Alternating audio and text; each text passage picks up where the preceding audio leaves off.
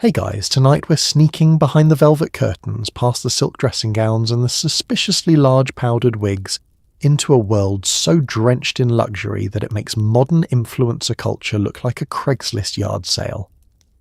Welcome to Regency, England, where being filthy rich didn't just mean having more money than sense, but also having more chamber pots than close friends. But before you collapse into your fainting couch in anticipation, take a second to like the video and subscribe, but only if you actually enjoy what I do here. Drop a comment with your location, and let me know if you're listening from a four-poster bed, a pull-out couch, or somewhere in between. Statistically, at least 3 of you are probably listening from the bathroom. I respect the hustle. Now, dim those lights, switch on your fan for some aristocratic white noise, and get comfortable. Maybe pull the covers up just a bit tighter, because we're about to dive into a life of silk sheets, questionable hygiene, and more awkward social rules than a modern HOA. But seriously, have you ever wondered what it's like to have a butler for your butler? Did rich people ever wash their own hair? Or was that strictly a job for someone named Mildred? What did the inside of a Regency wardrobe smell like after a week of wearing the same cravat? How did the 1% keep themselves entertained before Netflix, dueling perhaps, or just casually inventing new ways to judge each other? What happened when your carriage got stuck in the mud on the way to the Duke's ball, and what did you do if you realised midway through dinner that you were seated next to someone whose family only had one estate? Was it possible to overdose on tiny cucumber sandwiches? And what's the Regency equivalent of texting your ex at 2 a.m? Congratulations. You've just woken up in 1812, the height of Regency England. You're obscenely wealthy, you're probably wearing pantaloons, and you have a moral allergy to manual labour.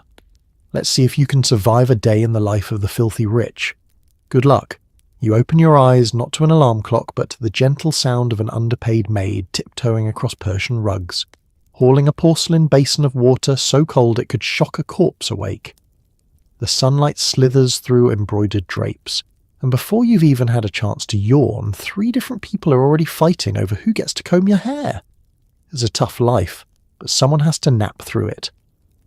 Outside your cocoon of brocaded bedclothes, the world stirs in a symphony of shuffling slippers, rustling petticoats, and the faint clinking of silver on porcelain.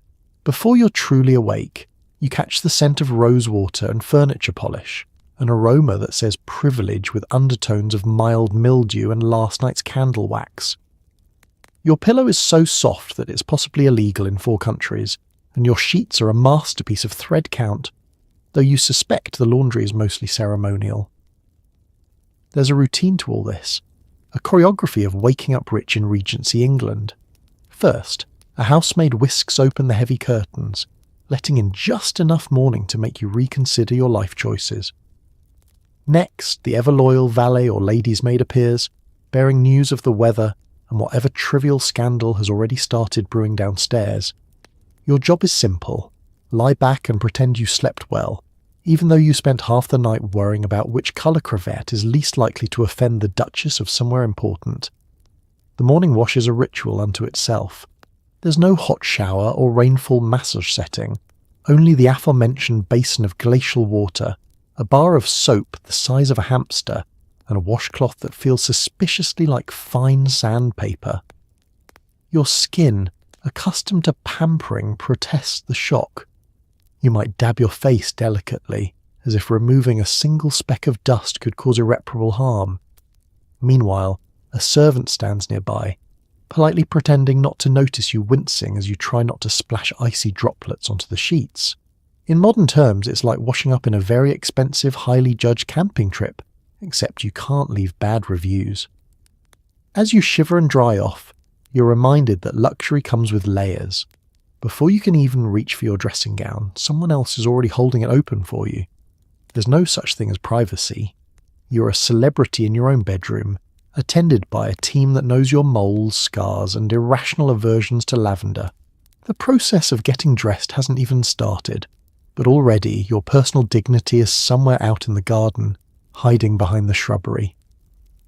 Then come the hair and grooming rituals, a competitive sport among the wealthy. There are combs made of tortoiseshell, brushes with boar bristles, and more scented oils than a modern wellness influencer's entire collection. Every tangle is debated, every curl negotiated. The final style must strike the impossible balance between effortless natural beauty and 3 servants spent an hour on this. By the time your head is declared presentable, you could have written a short novel or invented a new kind of breakfast cereal. Breakfast will come soon, but for now you're expected to glide about your chamber, striking poses in your dressing gown and trying not to trip over your own slippers. The servants whisk away your basin and towels, leaving you with a vague impression that you might actually be royalty, or at least a well-fed houseplant.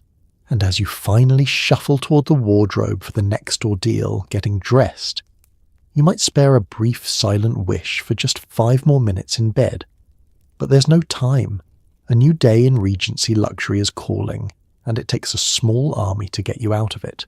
Because here, every morning is a performance, and you're the main attraction, freshly washed, slightly chilly, and one polite yawn away from greatness. Your bed is a towering fortress of silk, goose down, and enough embroidery to choke a horse.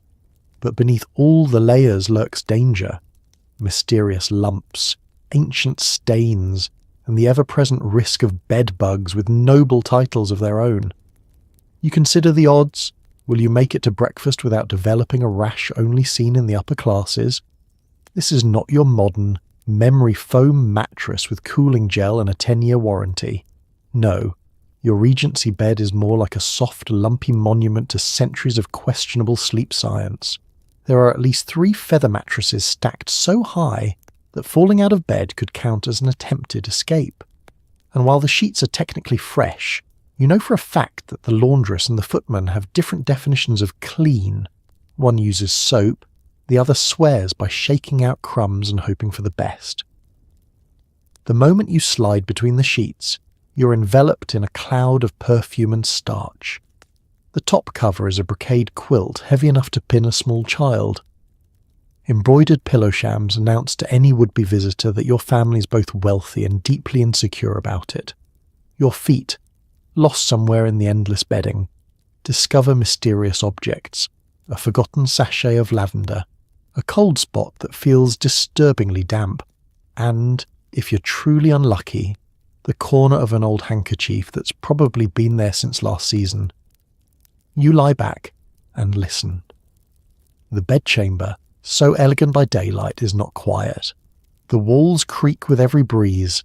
There's a persistent scuffling from somewhere under the bed, a sort of rodent symphony that no amount of money seems able to silence. Occasionally you'll hear the soft patter of a maid's feet in the corridor, or the very faint clink of chamber pots being exchanged, because nothing says luxury quite like a small porcelain bucket waiting patiently beneath your four-poster for its moment to shine. But it's what you can't see that is truly unsettling. Bedbugs, the hidden aristocracy of the textile world, feeding on the blood of the very people who invented the concept of sleeping in. Each morning, you wake up with a constellation of mysterious bites, and the deep suspicion that the bugs are forming their own House of Lords between your mattress seams. If you ever wondered why everyone in old portraits looks vaguely annoyed, it's probably because their legs are itchy, and they can't scratch without violating the rules of portrait etiquette. And then there's the smell. A Regency bedroom smells like a complicated mix of perfume, human, and whatever happens when old feathers meet humid air. Potpourri bowls desperately try to mask the scent, but by midnight the room always reverts to its natural state, something between museum and wet bird. Open windows are only for show. Actually using them would let in fresh air and, heaven forbid, even more wildlife. The cleaning rituals are elaborate, at least in theory. Each morning, a battalion of servants descends to fluff, shake, and, in extreme cases, beat the bedding until the room is a snow globe of displaced dust and feathers. You watch this happen from a safe distance, sipping chocolate and pretending not to see the small avalanche of crumbs and hairpins tumbling to the floor. Despite it all, you are expected to emerge every morning with glowing skin and boundless energy. The truth, of course, is that you've spent the night fighting for your life against unseen enemies. Lumps, pests, odd smells, and a kind of existential dread that only comes from knowing your mattress is older than most European treaties. Still, when morning comes and the sun slants across your ridiculous pile of bedding, you can't help but feel grateful. Sure, you may have acquired 3 new itches and a sudden distrust of pillows, but you're rich, you're alive, and you have a servant on standby with fresh linens and even fresher gossip. In the end, the Regency bedchamber is an absurd, beautiful paradox, part palace, part wildlife preserve, comfort or health hazard, maybe a little of both. But tonight, as you sink into the embroidered abyss, just remember, it beats sleeping in the stables. Probably. There are so many servants bustling around that you've started assigning them numbers instead of names. You're not entirely sure what half of them do, but you suspect at least one is employed solely to dust your decorative teacup collection. Without them, you'd be forced to confront your own laundry. The horror! From the moment you crack an eyelid, your day is orchestrated by an invisible workforce operating with the precision and secrecy of a minor intelligence agency. There's the valet, who appears every morning like a well-tailored ghost, carrying your freshly pressed breeches and managing your wardrobe as though every waistcoat could spark a diplomatic incident. The lady's maid, with an encyclopedic memory for hairdos and emotional breakdowns, glides through your chamber, offering a hairpin with the seriousness of a field surgeon. Downstairs, the butler, majestic, mysterious, possibly able to stop time, runs the household with a mixture of military efficiency and mild disappointment. His domain is the dining room and the wine cellar, where bottles are guarded with more care than family secrets. If you ever lose him, simply listen for the faint sound of keys jingling and the sigh of someone realizing the family silver has been moved again. The housekeeper, meanwhile, is the undisputed queen of the corridors. She possesses a key ring large enough to anchor a small boat, and the kind of gaze that can silence a roomful of footmen with a single arched eyebrow. Her knowledge of household drama is matched only by her ability to spot dust in total darkness. She's not just keeping the place clean, she's maintaining the fragile peace between the laundry maids and the kitchen staff, who, for reasons lost to history, have been locked in a centuries-long turf war over the back stairs. In the kitchens, the cook reigns supreme, wielding a wooden spoon with more authority than most minor nobility. Breakfast appears, disappears, and is replaced with astonishing speed and very little explanation. The scullery maid, meanwhile, scrubs pots and dreams of a future where her hands are not permanently pruned. And then there are the invisible legions, footmen in matching livery who materialize whenever a door needs opening, chambermaids who manage the endless war against mysterious stains, and the coachman who has never once smiled. You begin to suspect that there are more staff living in your house than members of your actual family, and yet, every time you misplace a glove, it vanishes into a void, only accessible by people holding feather dusters. Let's not forget the specialist roles. The lamplighter, who tiptoes through the house at dusk like a candlelit ninja. The gardener, whose sole purpose seems to be losing your petunias and growing prize-winning leeks. The stable hands, who care for the horses as though they are made of solid gold. Even the humble boot boy, quietly polishing away the sins of last night's escapades, plays his part in this grand production. Your main responsibility as master or mistress of the house, try not to trip over anyone. Occasionally you are required to issue vague aristocratic orders. See to the windows, polish something. But mostly you try not to look too startled when an unfamiliar servant bows at you from a shadowy hallway. You get the uneasy feeling the servants are better informed about your schedule than you are.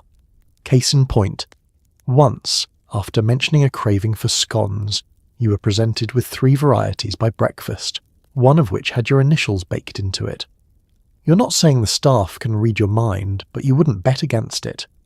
You do wonder, in quiet moments, who's really in charge, because while you float from breakfast to stroll to afternoon nap, the servants are the ones spinning the world beneath your feet, keeping everything running, everyone fed, and ensuring you never have to learn how the laundry mangle actually works. The entire estate is a human clock, wound and maintained by people who could, if so inclined, overthrow you with nothing but a mop and a muttered word in the right ear. In the end, you come to accept the truth. You may have the title, the inheritance, and the decorative teacups, but it's the servants who truly run the show. And if you're lucky, they'll let you believe otherwise, at least until you try to make your own bed. Forget showers. It's all about the tepid sponge bath, performed with surgical precision and a strong tolerance for awkward eye contact. Soap is optional. Perfume is mandatory. You'll emerge cleaner, sort of, but smelling like a scented candle left out in the rain. The morning wash is a ritual that's equal parts hygiene and high drama. There's no piping hot cascade of water to soothe you awake, only a porcelain basin filled with yesterday's water, refreshed with a modest trickle of something only slightly above freezing. The maid stands by, holding a sponge and a towel with a resigned expression that says, "We're both going to pretend this is normal." You stand, shivering in your dressing gown, while she dips the sponge and begins dabbing at your neck and wrists, careful not to disturb your carefully constructed bed hair. The goal isn't so much clean as less noticeably dusty. Any truly ambitious attempt at cleanliness, a full-body bath for example, requires hours of labour, 2 burly footmen to haul buckets of water up the stairs, and a letter of permission from your physician. Thus the sponge reigns supreme, and your dignity takes a back seat. Soap, when it appears, is a rare and precious guest. It's often homemade, lumpy, and suspiciously scented, with undertones of last season's lavender and a faint note of sheep. But don't get used to it. Too much scrubbing is believed to open your pores to the evils of the outside world, and nobody wants to be accused of reckless cleanliness. Instead, you pat yourself dry with an embroidered towel and move to the next step, the cloud of perfume. This is where the real magic happens. There's an art to Regency fragrance, a fine line between alluring and why does the drawing room smell like a funeral? You dab rose water on your wrists, sprinkle violet water across your collarbones, and brace yourself for the final assault. A generous spritz of something with enough musk to stun a medium-sized boar.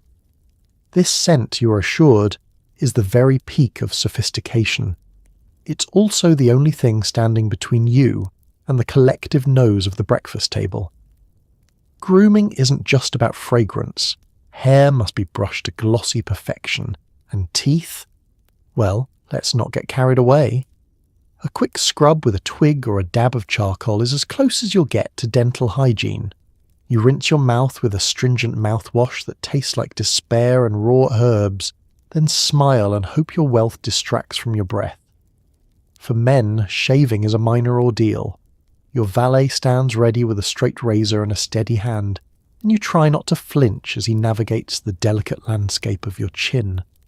If you're unlucky, you'll emerge with a small nick and a large piece of tissue stuck to your jaw. Women have their own trials, plucking stray hairs, smoothing wild brows, and pinching their cheeks to fake a healthy glow. Both genders must suffer the ignominy of patchy spots, the result of a hurried sponge and a lack of natural sunlight. The whole process takes far longer than it should, and yet somehow you still feel as though you've missed a spot, possibly several, but there's no time to linger. The day's schedule is relentless, and there are already 3 people outside your door waiting to debate the day's wardrobe. You take one last look in the mirror, adjusting your dressing gown, smoothing your hair, and inhaling deeply. You smell like an over-perfumed bouquet and look like someone who's just been startled by cold water and their own reflection. But you are, by the standards of Regency England, freshly washed and ready to face the world. As you sweep into the hall, the scent of rose and bergamot trailing behind you like a nervous ghost, you can rest assured you are the very image of aristocratic cleanliness. Or at least, you're cleaner than yesterday.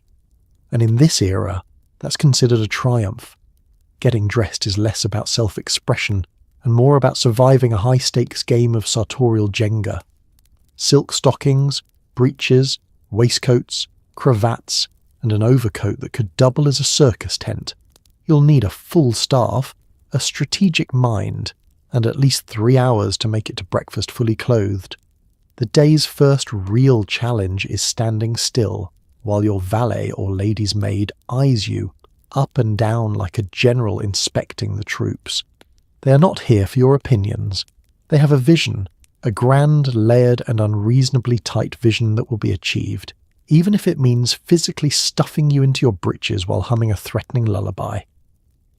The room is filled with the gentle swoosh of linen, the soft clink of cufflinks, and the growing suspicion that, beneath all this finery, you are rapidly losing circulation. First come the undergarments, which is already an ordeal. For men, it's linen drawers and a thin, slightly scratchy undershirt. For women, it's chemises and corsets that require 2 people and a strong belief in the afterlife. The maid pulls the laces with the seriousness of someone raising a ship's anchor, while you grasp the bedpost and attempt to remember what breathing felt like. The corset is not just support, it's a lifestyle, and by the 3rd tug you are experiencing a new spiritual connection to your ribs. Next to the stockings, they're impossibly smooth, silk if you're lucky, wool if you've annoyed the laundry staff. Getting them on is like wrestling with a slippery eel, except the eel is aristocratic, delicate, and will gossip about you for weeks if you snag it. Once your legs are swaddled, the breeches appear. Breeches are designed with one purpose: to humble you. Too tight and you'll walk like you're wading through quicksand. Too loose, and the butler will raise an eyebrow so sharp it could slice a melon. Now, the waistcoat, a garment that's simultaneously decorative, and, in the wrong hands, a medieval straitjacket. Buttons run from belly to sternum, each one a minor crisis if you're in a hurry. The pattern must be just so. Floral for the daring, stripes for the cautious, brocade for the wildly optimistic.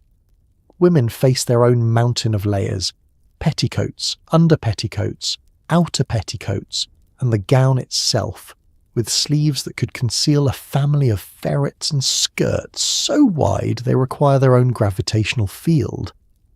But wait, there's more. No ensemble is complete without the cravat, a strip of fabric that functions as both a necktie and a test of your patience. Tying it is a minor art form. There are diagrams, there are how-to pamphlets, there are even, if you're desperate, actual human beings whose sole purpose is to fold, knot, and poof your cravat until you look like you have a small, fashionable pillow attached to your throat. Too tight, and you risk fainting during morning prayers. Too loose, and your aunt will write about it in her next letter to the vicar. By this point, the room is a battlefield of discarded garments, pins, and personal dignity. Your staff hover nearby, offering sage advice and unsolicited opinions on colour coordination. You realise you've been standing here for the better part of an hour, and you're still not technically dressed. Now comes the coat, part armour, part billboard. It's heavy, tailored, and gives you the posture of a military statue. For women, the final gown is lowered over your head with the gravity of a religious ceremony. Accessories are next. Buckled shoes polished to a blinding shine, jewelled hairpins, watch chains, fans, gloves, and, if you're feeling ambitious, a snuff box or 2. You're now dressed, technically, but movement is a calculated risk. Sitting down, dangerous. Reaching for a muffin requires an advanced degree in textile engineering. By the time you finally make it to breakfast, you're sweating, exhausted, and nursing a mild cravat-induced headache. You've survived the ultimate trial of the Regency elite, getting dressed, and as you take your seat, you silently pray that the fashion gods will spare you any surprise costume changes before supper. Your morning meal is less about nutrition and more about asserting dominance over the lower classes via soft-boiled eggs and mountains of toast. You sip chocolate or tea, surrounded by relatives silently judging your marmalade-spreading technique. It's the most stressful meal of the day. Breakfast in Regency, England is not the casual Pop-Tart in the car affair you know today. It's a highly choreographed display of wealth, decorum and emotional endurance, all set to the soundtrack of ticking clocks and the faint clatter of the silverware. You don't simply roll out of bed and grab a coffee. You descend a grand staircase like a minor royal, clutching the banister for support as your shoes try to murder your feet one slippery step at a time. The dining room is a stage. The table stretches so far you could launch a small naval vessel down the centre.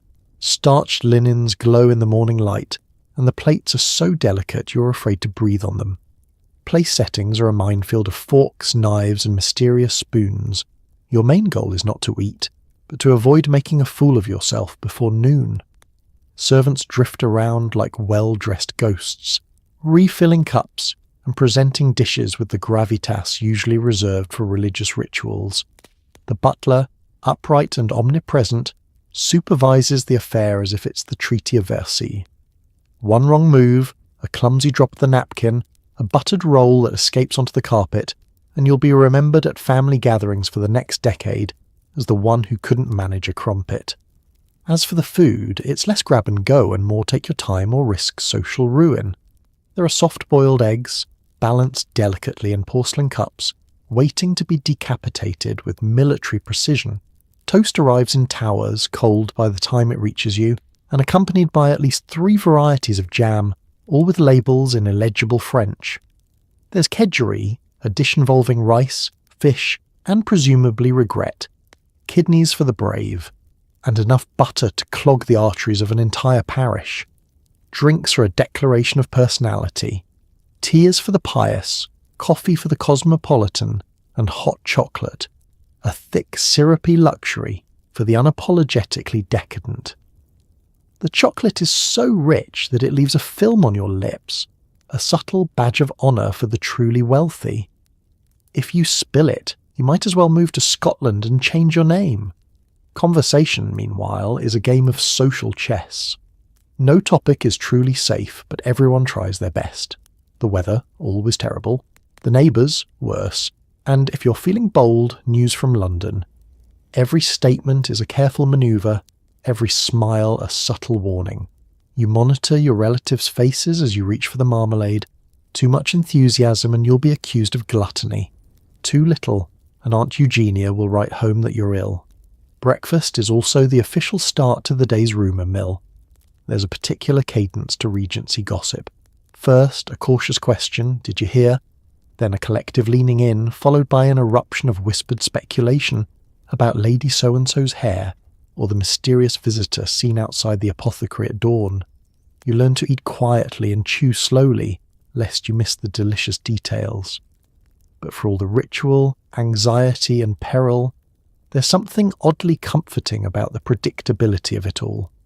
The soft scrape of a spoon against an egg, the scent of warm bread and sharp orange peel, the flicker of candlelight glinting off the family silver. It's as if the chaos of the outside world can be kept at bay, for a little while, by sheer force of custom and cholesterol. By the end, you've navigated a gauntlet of etiquette, emerged mostly unscathed, and achieved the day's first and greatest victory, breakfast without scandal. You dab your lips, share a knowing glance with the butler, and mentally prepare for the far less terrifying ordeal of, heaven help you, making small talk in the drawing room. Siblings, cousins, and that one aunt who may or may not be actively plotting your downfall. Breakfast is a battlefield of etiquette, gossip, and passive-aggressive remarks disguised as concern for your constitution. Somehow you survive, just barely. The table is set with military precision, but the real action happens above the linen, through sharp glances, coded sighs, and a volley of carefully chosen words. You've barely taken your seat before the interrogations begin, delivered with the gentle touch of a velvet hammer. "Did you sleep well, dear?" your mother asks in a tone that suggests she's heard rumours to the contrary. Siblings exchange knowing looks, silently wagering on whether you'll confess to sneaking that extra scone last night. Cousins gather at the far end of the table, already whispering about who danced with whom at last week's assembly. Your youngest brother kicks you under the table, a silent plea to please pass the jam and please don't mention the frog incident from yesterday. On your right, your eldest sister sits ramrod straight, sipping her tea as if it contains the secrets to social dominance. She asks about your plans for the day, but what she really wants to know is whether you're about to embarrass the family with another impromptu poetry recital. Then there's Aunt Gertrude, a living legend in family circles. She adjusts her lace cap, leans in, and surveys you with the cold calculation of a general planning a siege. Her questions are subtle traps. Do you find the country air invigorating? You look a bit pale. Translation. You look suspiciously tired for someone with nothing of importance to do. No one in the family delivers a backhanded compliment quite like Aunt Gertrude. It's a gift, one you'd gladly regift if possible. Uncle Bertrand, meanwhile, lurks behind the broadsheet, occasionally grunting in agreement with whoever is winning the conversational scrum. His main function seems to be shielding himself from any topic more controversial than the weather. He'll nod supportively at anyone, as long as it keeps him from being drawn into an actual discussion about estate management, marriage prospects, or, heaven forbid, politics. There is, of course, the matter of the family fortune. Every conversation inevitably circles back to money, inheritance, and who is most likely to marry well. Your cousin Letitia launches into an enthusiastic monologue about her suitor's extensive land holdings, while your brother quietly checks the silverware for the family crest, just to make sure nothing has mysteriously migrated into your pocket. The conversation ebbs and flows, a tide of half-truths, subtle jabs, and not-so-subtle boasting. Someone always brings up a family scandal from 2 generations ago, hoping it'll distract from this morning's more pressing indiscretions. Do you remember Cousin Lionel's disastrous elopement? Someone will say, as if the mere mention of Lionel can shift the spotlight away from their own latest escapade. Amid all this, you attempt to eat your eggs in peace, navigating the treacherous waters of familial affection and rivalry. If you're clever, you offer vague, non-committal answers and keep your eyes firmly on your plate. If you're less clever, you'll be volunteered for an afternoon of charitable visiting with the vicar's wife, a fate worse than exile. Despite the undercurrent of competition, there is a strange comfort in the routine. The rhythm of the family's bickering is as familiar as the ticking of the grandfather clock. Your youngest sibling will inevitably spill something, your cousin will try to sneak a third crumpet, and Aunt Gertrude will declare, again, that standards simply aren't what they used to be. By the end of the meal, you're left marvelling at the sheer stamina required to survive breakfast with your relatives. You mop up the last of your jam, exchange exhausted glances with your siblings, and make a silent pact to avoid any important conversations until at least tea time. In Regency England, family breakfasts aren't just about food. They're a masterclass in diplomacy, endurance, and the subtle art of pretending not to hear your name when the words responsibility or marriage are uttered, and as you push back from the table, you breathe a quiet sigh of relief. You made it through another morning without starting a scandal, for now. Before noon, you must be seen taking the air. This involves dressing up, parading around the estate, and pretending to appreciate nature while secretly competing with the neighbours over whose peacocks are fluffier. Sometimes you walk so far, you need a nap just to recover from the exertion. The Regency morning stroll is not about fitness. It is not even about fresh air, which everyone agrees is only moderately safe in small quantities. No, the morning walk is about one thing and one thing only: optics. It's your chance to be admired, envied, or at the very least, politely acknowledged from a distance. After all, what's the point of inheriting acres of perfectly trimmed lawn if nobody sees you wandering aimlessly across it, squinting artistically into the sunlight? First, there's the matter of attire. No one simply steps outside. For men, this means a tailored morning coat, gleaming boots, a cravat so complicated it requires its own set of instructions, and a hat perched at a mathematically improbable angle. Women are trussed into walking dresses, gloves, bonnets festooned with enough ribbon to secure a fleet of ships, and a parasol for deflecting both sun and unsolicited opinions. You are less a pedestrian, more a mobile exhibit of high fashion and inherited money. The estate becomes your stage. Each gravel path, rose arbour, and ornamental pond is an opportunity to be seen, ideally while laughing at nothing in particular, or pausing thoughtfully to sniff a flower you are mildly allergic to. Servants are strategically stationed at intervals, ready to admire your progress and offer the illusion of spontaneous applause. Sometimes you wave magnanimously at the gardener, who is forbidden by ancient tradition from making eye contact. Of course, you are not alone. The neighbours are out too, having synchronised their own morning strolls to maximise chances of accidental encounters. You engage in a highly competitive form of slow-motion catwalk. One neighbour boasts a new marble fountain, another has acquired a rare black swan that appears to be plotting something unspeakable. The true arms race, however, is fought with peacocks.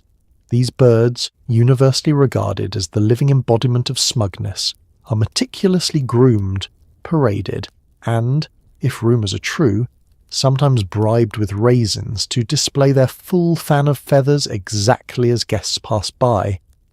All the while, conversation remains breezily insincere.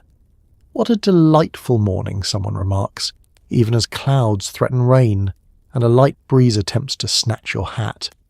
"The roses are especially robust this year," another neighbour offers, as if robust roses are the ultimate measure of family success. Every topic is coded. A comment about the unfortunate weather might really mean "I saw your cousin leave the card room at 2 a.m, and any compliment on your shrubbery is almost certainly a veiled jab at last year's pruning disaster. Then there's the exertion.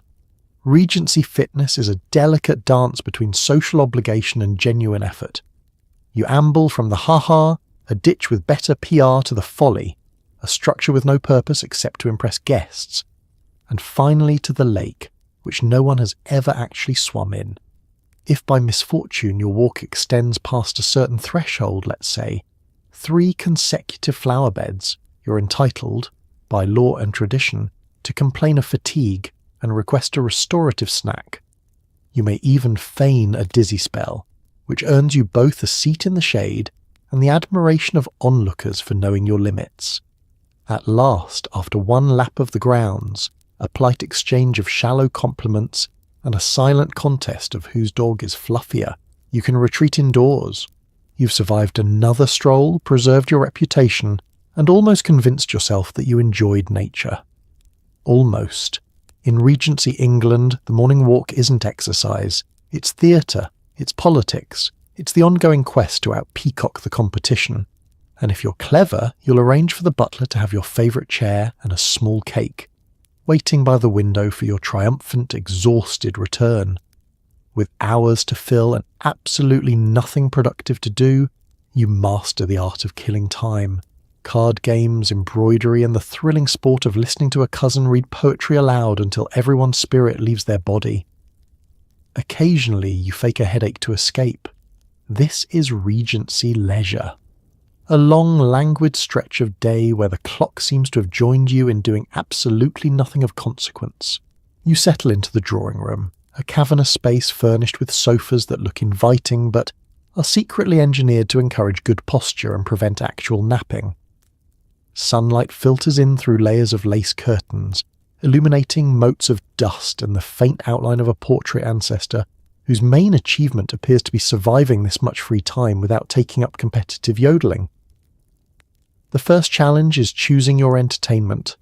If you're lucky, someone will suggest cards, a safe, predictable way to pass the hours without having to form a single original thought. Whist is the reigning champion, a game so calm and repetitive that you can play an entire round while composing a grocery list in your head. The stakes are low, unless you count pride, which everyone here does, but the tension is high. No one wants to be the first to play the wrong suit, or admit they don't understand the rules, which have changed 3 times since breakfast. For those not drawn to the thrill of shuffled decks, there is embroidery. The ladies gather, silks and needles in hand, pretending to work diligently while actually trading whispered gossip. A well-executed satin stitch is less important than a well-placed rumour about who wore the wrong colour to last week's supper. If you're feeling bold, you might attempt a sampler, knowing full well that future generations will wonder why all your birds look mildly terrified. Inevitably, someone produces a book of poetry. It's always a cousin, always earnest, and always convinced that everyone wants to hear a dramatic recitation of Wordsworth. You brace yourself as she clears her throat, holding your teacup steady as your soul gently floats away on a sea of drowsy iambic pentameter. Eyelids droop. Someone in the back of the room begins to quietly knit faster, channeling all their existential frustration into the world's tightest scarf. You consider feigning a coughing fit, but your aunt has a sixth sense for malingering. If the weather is fine and boredom becomes too dangerous, the party may attempt an indoor game, charades, blind man's bluff, or the ever-popular guess which relative is hiding the sherry. These games are best approached with the understanding that cheating is not just allowed, but required for anyone hoping to keep their sanity. Laughter bubbles up, polite and restrained, but underneath is the collective plea for something, anything, to happen. Even the family dog, recruited as a teammate, looks like he's reconsidering his life choices. For the men, a diversion might involve a strategic retreat to the billiard room, where the main event is complaining about the felt on the table and discussing the recent price of hay. If things are truly desperate, someone might even suggest a walk in the garden, which is universally agreed upon to be slightly less tedious than listening to Cousin Miranda attempt another sonnet. By late afternoon, you find yourself staring out the window, counting carriages, or making up elaborate backstories for passing crows. Time stretches, warps, and occasionally doubles back on itself as you watch the hands of the clock creep toward tea, salvation, and a fleeting excuse for actual conversation. In Regency England, boredom is an art form, refined, practiced, and performed with dignity. You're not just enduring it, you're perfecting it. And when you finally escape to your room, you do so quietly, nobly, with the knowledge that you've survived another round of parlour games and polite nothingness, until tomorrow when it starts all over again. Writing letters is both an art and a weapon. You'll spend half the morning crafting passive-aggressive notes, then another hour sealing them with enough wax to start a small fire. Every letter is a gamble. Will your latest quip be the talk of the ton, or will you be socially exiled to the countryside? The Regency letter-writing hour is a daily ritual not for the faint of heart. It begins with a stack of crisp stationery, monogrammed and scented, hopefully with lavender and not last week's herring pie, and a quill so sharp it could draw blood if you so much as look at it sideways. Servants deliver bundles of correspondence with the seriousness of royal couriers, their faces betraying nothing of the drama contained within. There's a pile for you.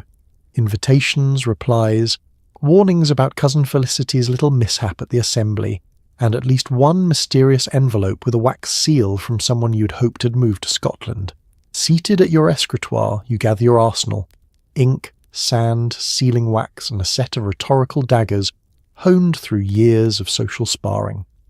The first order of business, responding to Aunt Hortense, whose note combines family news with a masterclass in guilt-tripping. "It has been so long since we heard from you," she writes, "and I do hope you're not too busy to remember your poor relations in Derbyshire."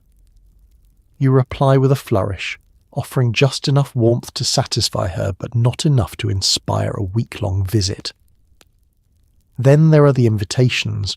So many invitations. Every ball, card party and charity bazaar is another opportunity for someone to see you, judge your outfit, and quietly note your seating arrangement. Declining is a delicate operation. Too abrupt and you'll be branded haughty. Too enthusiastic, and you might accidentally find yourself committed to hosting a poetry reading for the ladies' improving society. The real thrill, however, is the gossip.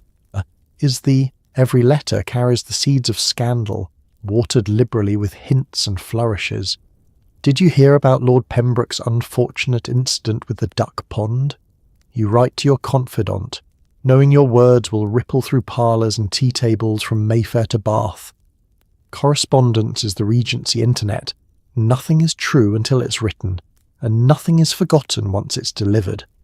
You write with the care of a surgeon, weaving compliments with gentle insults, concern with calculated ambiguity. Lady A's new hairstyle is so daring. I never would have thought of placing ostrich feathers there, but she does have such a creative spirit. Your pen moves quickly, but your mind races. Every phrase is weighed, every anecdote polished until it sparkles, or stings. There's a whole lexicon of subtlety. Interesting means hideous, spirited means mildly unhinged, and improving means someone is in desperate need of a miracle. Once the letters are written, it's time for the pageantry of sealing. Wax melts onto the flap, drips onto your finger, every single time. And you press your seal with the authority of a monarch bestowing a knighthood. The smell of singed hair is the scent of victory. You admire your handiwork, then watch as the footman whisks your correspondence away, already plotting the replies and reactions that will roll in by tomorrow morning. Every letter you send is a roll of the dice. Will your latest joke land? Will your sarcasm be mistaken for sincerity? Will you be the toast of the drawing room, or worse, left off the next guest list entirely? Only time will tell. And so you sit, flexing ink-stained fingers and pondering your next move. Because in Regency England, words have weight, wax seals have power, and every little note could be the beginning of your greatest triumph, or your swift social demise. Nothing says status like popping over to another mansion to inspect someone else's wallpaper and judge their tea service. This involves more outfit changes, more servants, and a risk of accidental social faux pas, like calling Lady Featherstone's prized pug Chunky.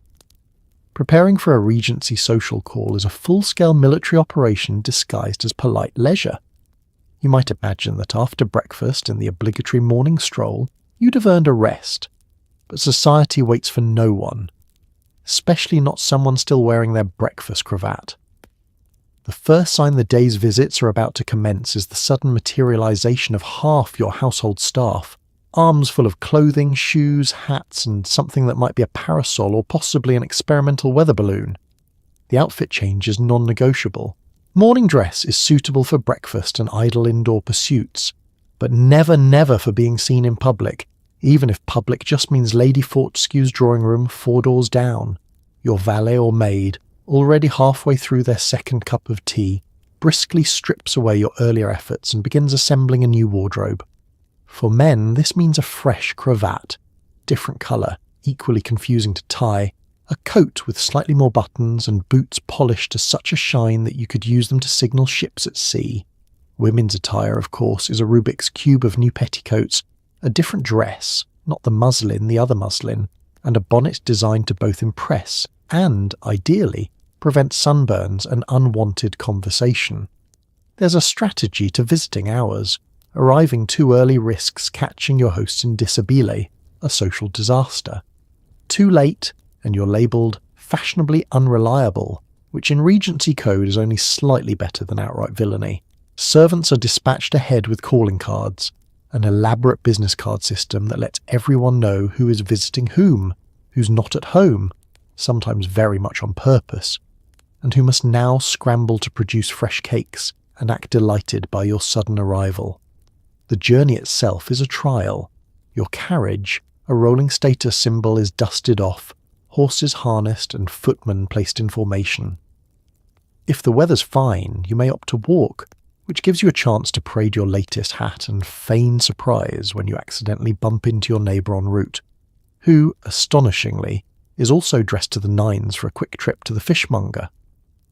Upon arrival, there are more servants. An entire subculture exists just below the surface, silently judging your punctuality, your footwear, and the quality of your calling card paper. If you make it inside, you are shown to the drawing room where your host, equally uncomfortable in their own new outfit, greets you with the formal enthusiasm of someone about to undergo minor surgery. The visit itself is a delicate dance of compliments, carefully orchestrated small talk and surreptitious glances at the furniture. You comment on the curtains, admire the portrait of an ancestor with unsettling eyebrows, and praise the new tea blend, all while avoiding the treacherous ground of gossip, unless, of course, your host brings up Lady Featherstone's pug first. Then, and only then, do you risk a comment about his robust constitution. You remain just long enough to appear genuinely interested, but not so long that you're offered a second cup of tea, which means you've overstayed your welcome. With a final compliment on the hydrangeas and a subtle check to make sure your gloves haven't vanished into the sofa, you make your exit. By the time you return home, you're both exhausted and triumphant. Another visit survived, another day's worth of social expectations met, and all without insulting anyone's dog. In Regency England, that's considered a resounding success. Tiny cakes, suspiciously small sandwiches, and the ongoing struggle to look elegant while eating a scone the size of your head. Tea is where reputations are made, broken, or drowned in a puddle of spilled Darjeeling. Afternoon tea in Regency. England is not just a meal, it's a live performance with porcelain props, dainty pastries, and social reputations, balanced on the edge of a sterling silver knife. The ritual begins with a parade of teapots, one for every conceivable blend, each poured with the seriousness of a priest handling holy water. The tea itself is poured from heights that border on athletic, aiming for the elusive sweet spot between elegant cascade and scalded lap. Conversation, meanwhile, bubbles along as steadily as the steaming cups, and you quickly realise this is less about refreshment and more about surviving a three-ring circus of social acrobatics. First, there's the cake dilemma. An array of desserts beckons, Battenberg, Petits fours, and slices of something so dense with dried fruit it could be used as a doorstop. The scones, fluffy and imposing, challenge even the bravest guest. Should you attempt to cut yours open, or break it by hand? Will the cream go first or the jam? There are factions, loyalists on either side, watching with thinly veiled judgment. The wrong move, and you risk becoming the subject of a whispered post-tea analysis. Did you see the way she slathered her scone? Next come the sandwiches. Cucumber, watercress, and egg. Each so insubstantial you could eat a dozen and still feel faint. They are stacked in precarious towers, crusts trimmed with military precision, and filled so sparingly you wonder if the kitchen is holding back out of spite. Picking one up without scattering crumbs everywhere is the Regency equivalent of a trust exercise. One false move and you're dabbing frantically at your lap while the entire room pretends not to notice.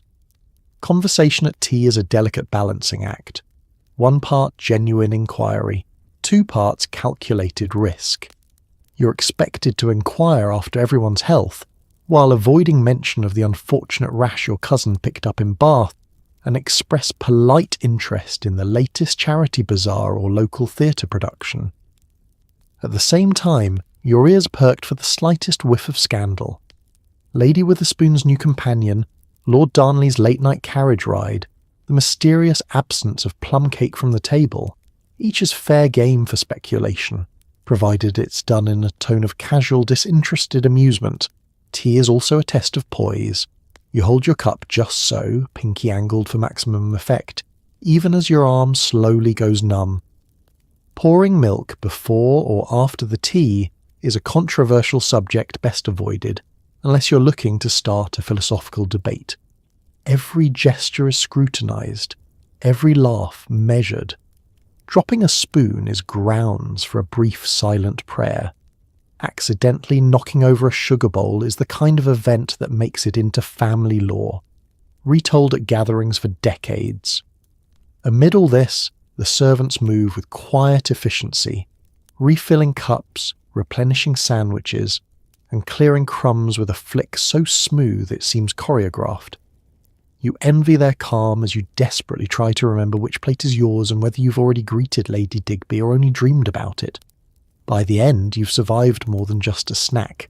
You've navigated the etiquette of scones, sidestepped conversational traps, and resisted the urge to eat an entire cake out of sheer nervous energy. As you stand to leave, you give yourself a silent round of applause.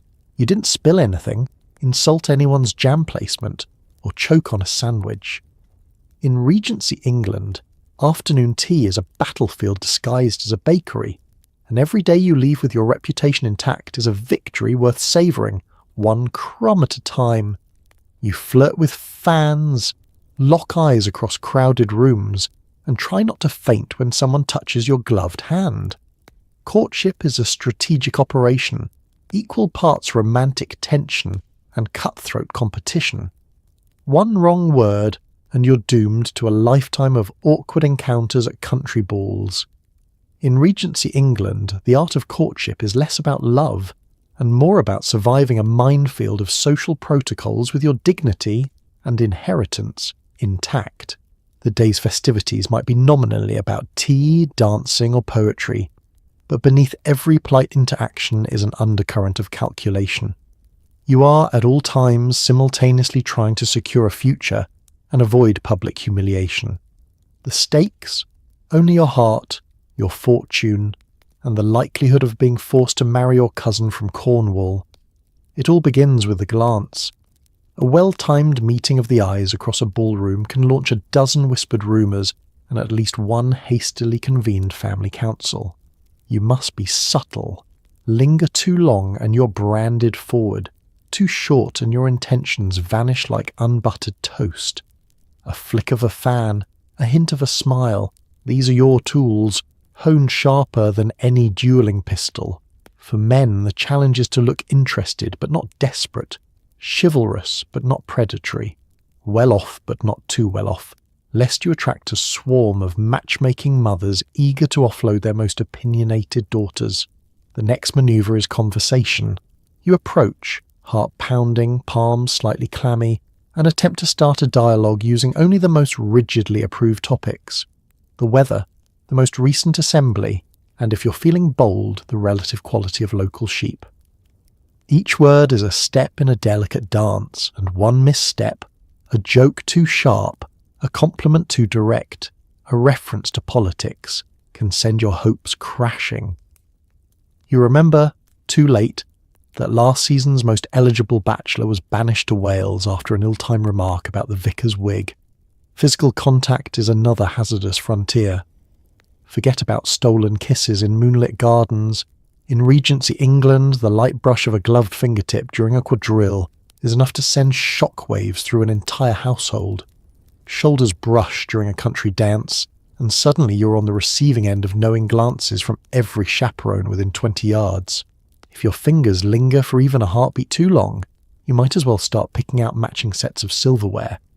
After all, everyone knows that accidental hand-holding is the gateway to elopement, and, in extreme cases, poetry. Of course, no discussion of courtship would be complete without the ever-present spectre of competition. For every eligible suitor, there are at least 4 rivals, each more charming, better connected, or more suspiciously enthusiastic about embroidery than the last. Allies are made and broken with the speed of a passing carriage, and alliances can hinge on something as trivial as a misplaced compliment, or the rumour that you once spilled punch on your own shoes. At the centre of it all are the parents, hovering at the edge of every room, armed with steely resolve and a comprehensive knowledge of family trees. They steer you towards suitable matches, whispering reminders about dowries, connections, and the mysterious good breeding that seems to involve an affinity for horses and a complete lack of personality. Every conversation you have is weighed, measured, and, most importantly, reported back to at least 3 relatives by breakfast. Surviving Regency courtship is a victory in itself. By the end of the season, you've dodged the worst conversational pitfalls, escaped the clutches of your most enthusiastic admirers, and maybe, just maybe, exchanged a secret smile with someone who makes the endless dances, dinners, and chaperone strolls almost worth it. And if you didn't faint, cause a scandal, or get caught passing notes behind a fern, then you, my friend, are already ahead of the game. In Regency England, love may be a battlefield, but it's one where the best-dressed soldier and the wittiest usually wins. Every movement, every word, every eyebrow raise, dictated by rules older than your butler. Etiquette books multiply like rabbits, and you live in constant fear of using the wrong fork. Social ruin is always one napkin slip away. From the moment you could toddle across the nursery floor, etiquette has been the most dreaded part of your daily routine. There is a system for everything. How to greet a Viscount, 2 steps, slight bow, avoid eye contact with his cravat, when to speak, never first, and what to say, absolutely nothing of substance.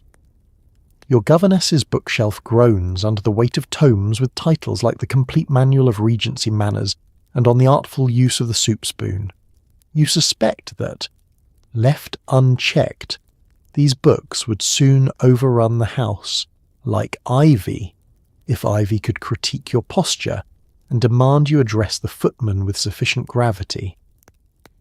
Every morning, etiquette practice begins promptly after breakfast.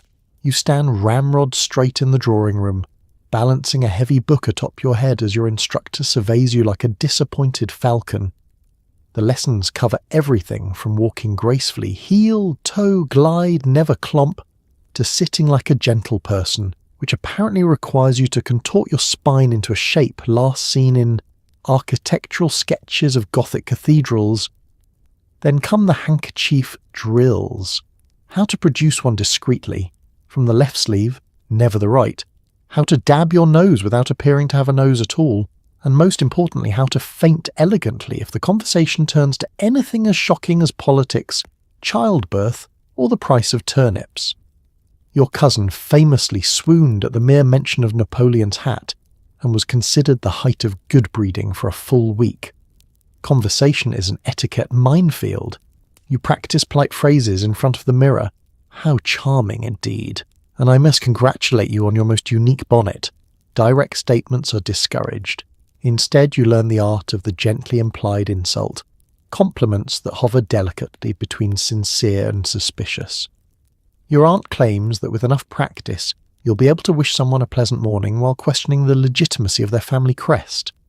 But the real danger comes at the dinner table. The cutlery arrangement alone resembles a tactical battle plan.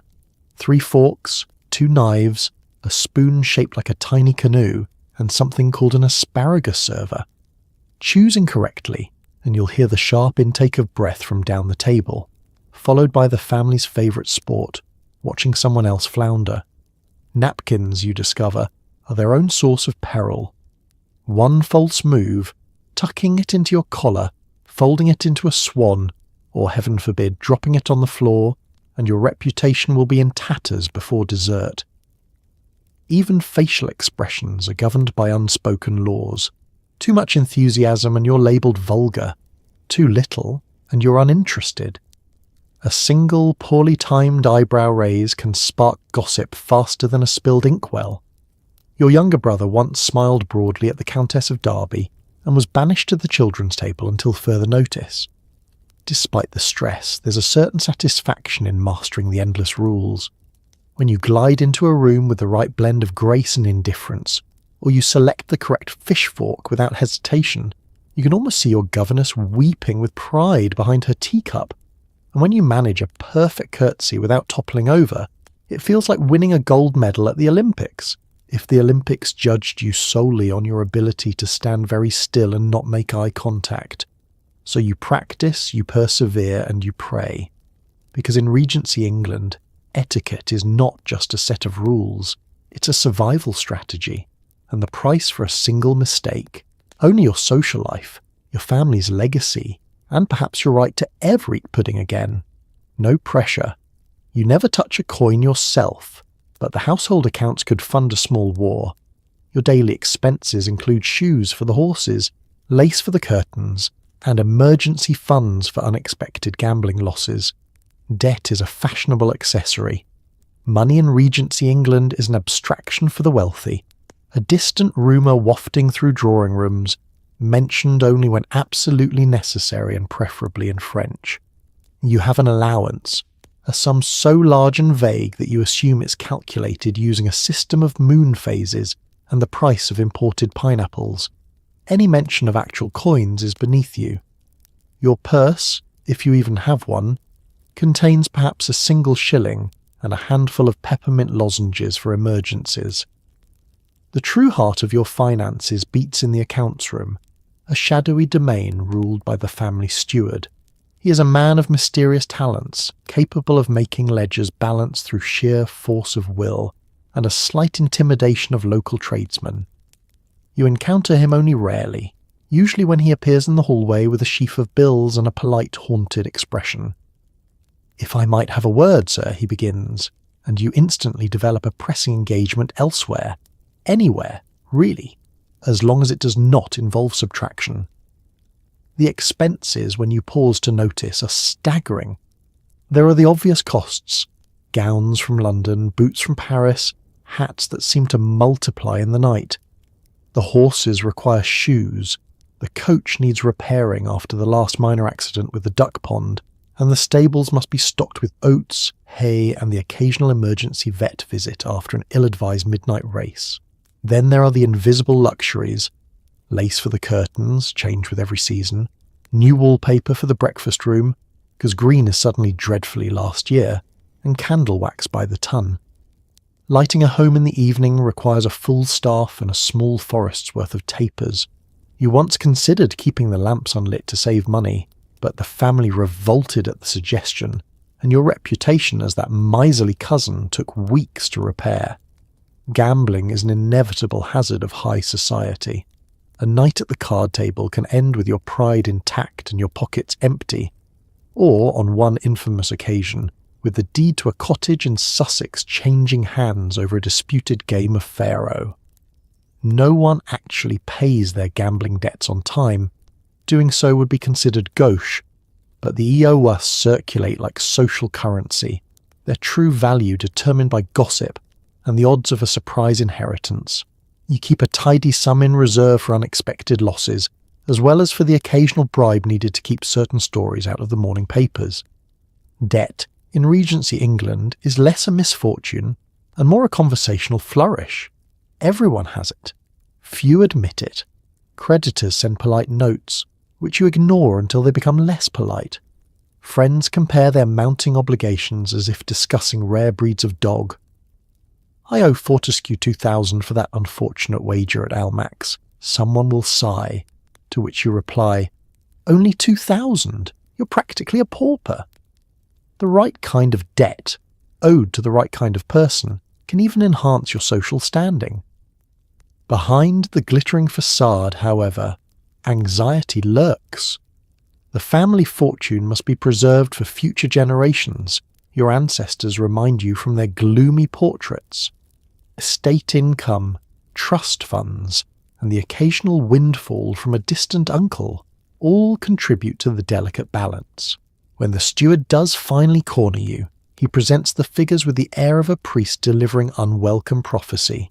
You nod gravely, resolve to economize, and immediately order 3 more waistcoats just in case. And so, the cycle continues. Money flows, bills accumulate, debts are shuffled like playing cards. You're the very picture of Regency prosperity, radiant, fashionable, and just slightly panicked every time the post arrives. But as long as you look the part, who's to say otherwise? After all, poverty is temporary, but embarrassment at the card table is forever. The only thing faster than a Regency carriage is gossip. A misplaced glance, a mysterious carriage at midnight, or an overly familiar butler, and suddenly you're the headline of every letter in London. Survival means playing the game or risking exile to Bath. To live among the wealthy in Regency England is to exist under a microscope, each movement dissected and magnified by a well-oiled rumour machine. From the grandest ballrooms to the humblest servant stairs, the currency of society isn't gold, it's information. If you haven't heard the latest scandal by breakfast, don't worry. By lunch, it will have found you, embroidered with fresh details and possibly a subplot involving a borrowed opera cloak. It begins innocently enough. Perhaps you're seen stepping out for an evening stroll, alone, or you linger a second too long in conversation with someone else's fiancé. Sometimes it's as simple as wearing last year's shade of blue, or being spotted at the cheese table more than once. It doesn't matter. The rumour mill grinds on, fed by the insatiable need for novelty and just a hint of malice.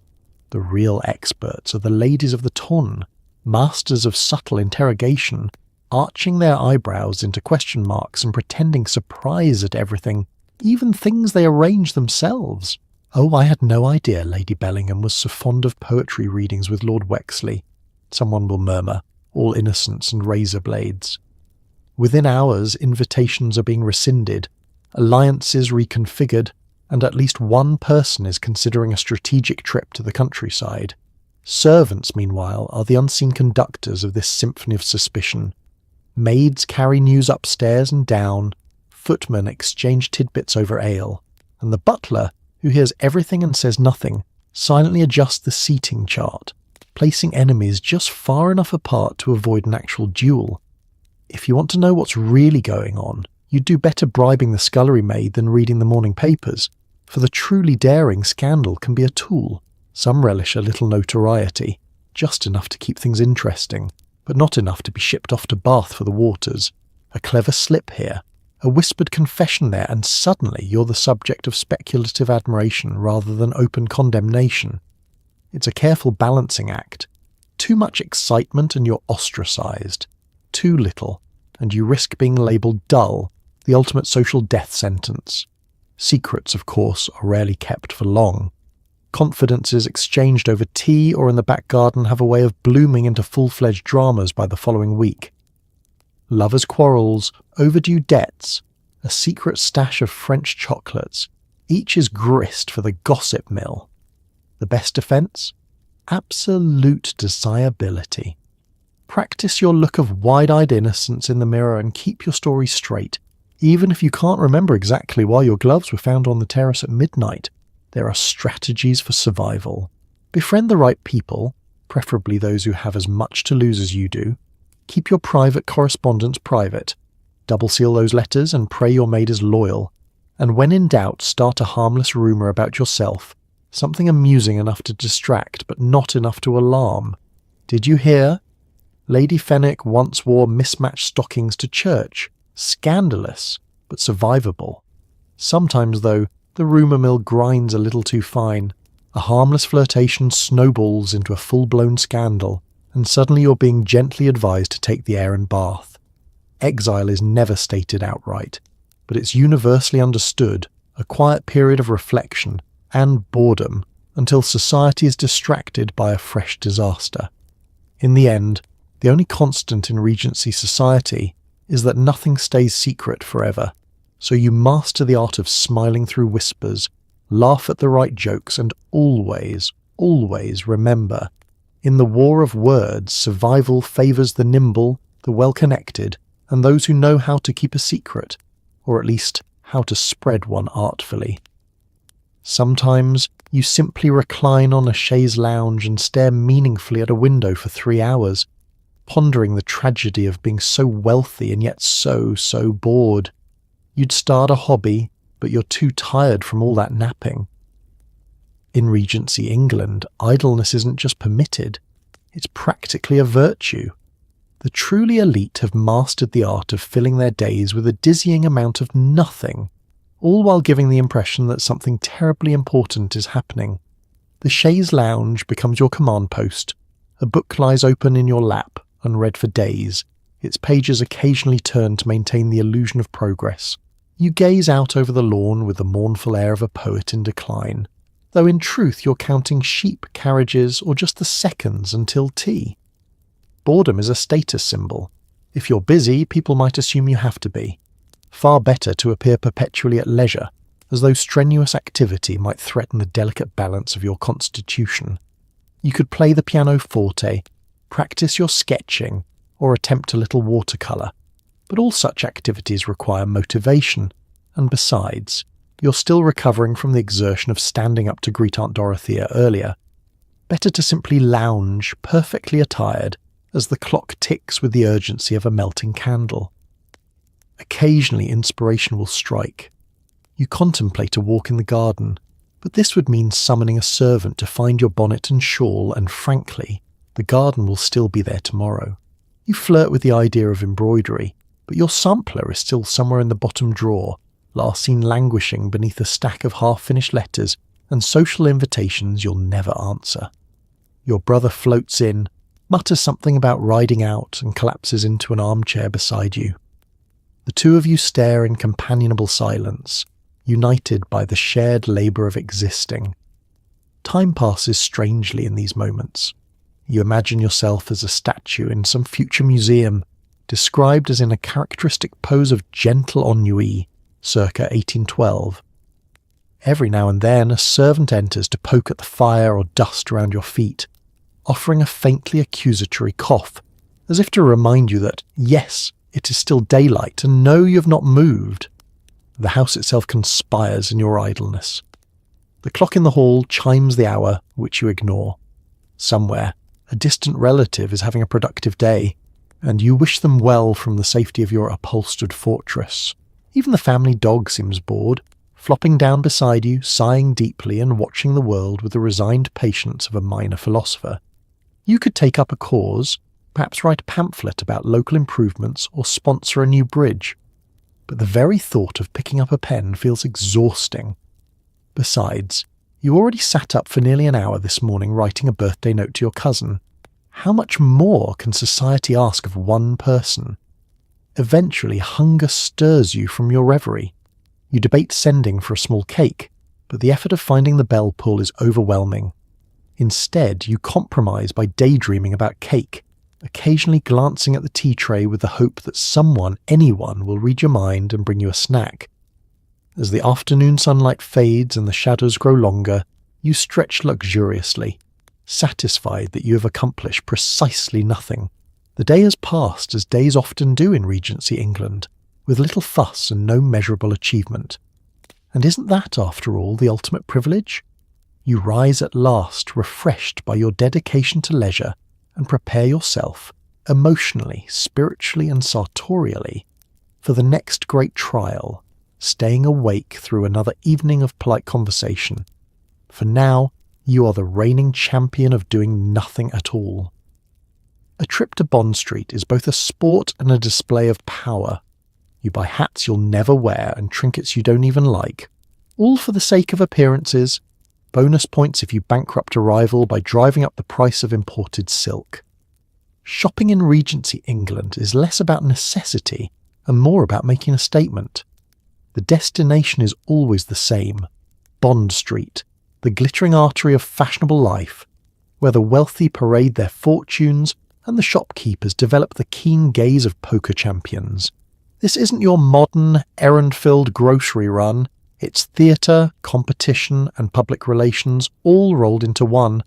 The only thing heavier than your coin purse is the weight of societal expectation. Preparation is everything. Before you even set foot on the pavement, you must be properly attired. A new bonnet, ideally one that no one else owns, gloves with exactly 0 wrinkles, and a parasol so ornate it could double as a stage prop. Servants help you into the carriage, where you rehearse your lines, witty remarks for the milliner, veiled insults for rivals, and the all-important, "Oh, I suppose I could afford one more ribbon if it's absolutely necessary." Upon arrival, you are greeted by the eager staff of every shop, each one hoping to secure your patronage and perhaps a few juicy tidbits of gossip.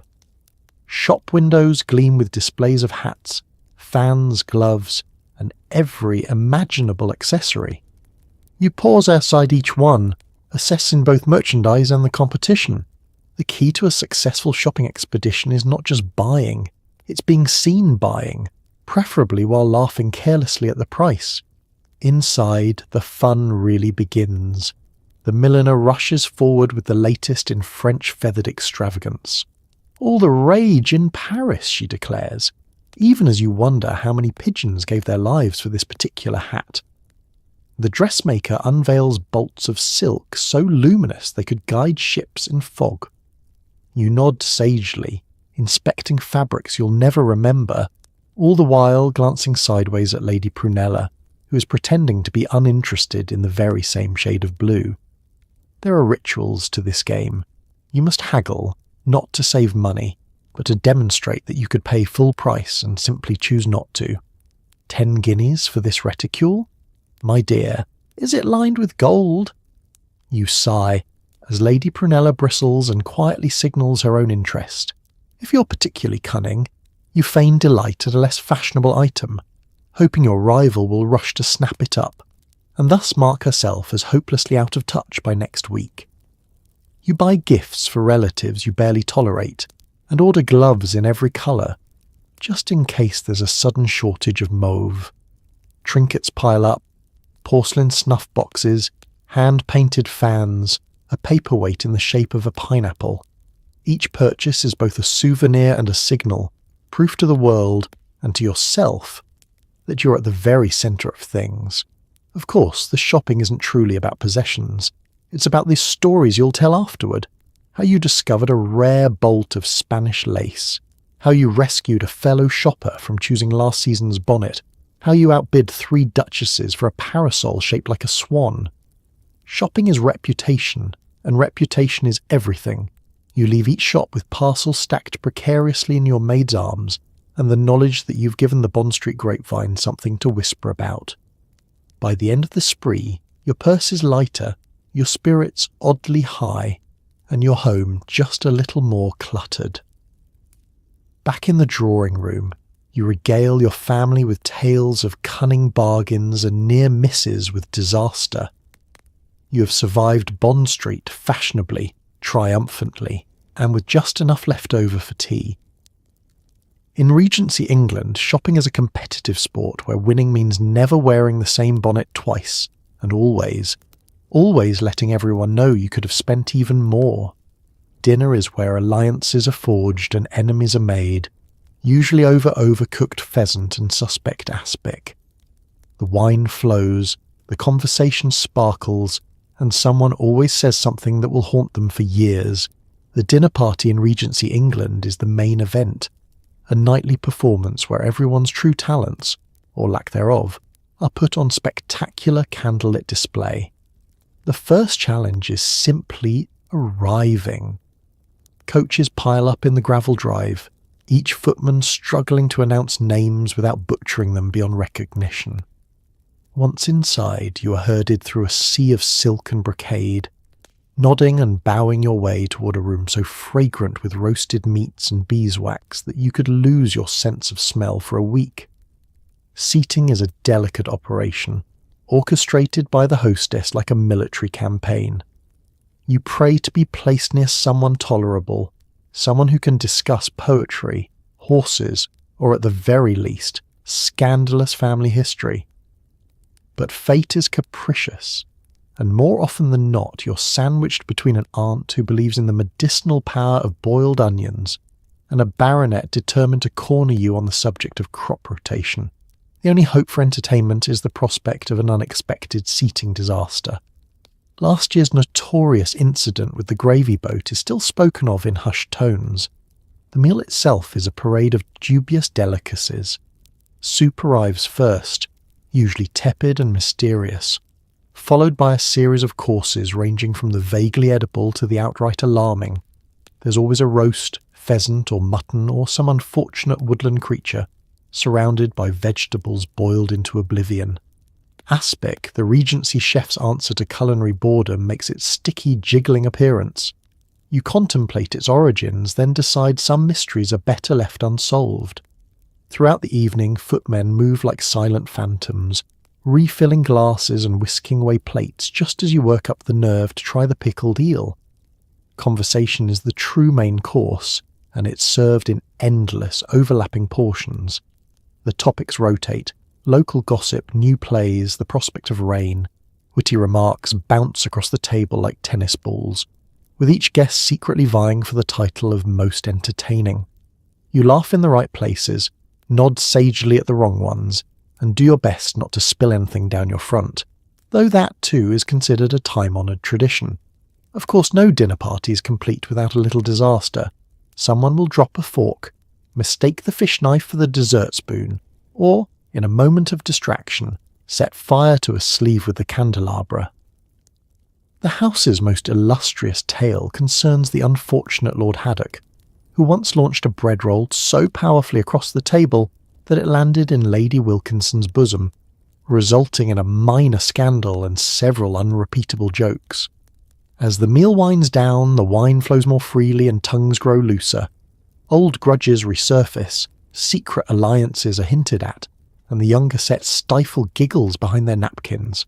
Someone, emboldened by the third course of claret, tells a joke just a shade too risque, and the older relatives pretend not to notice.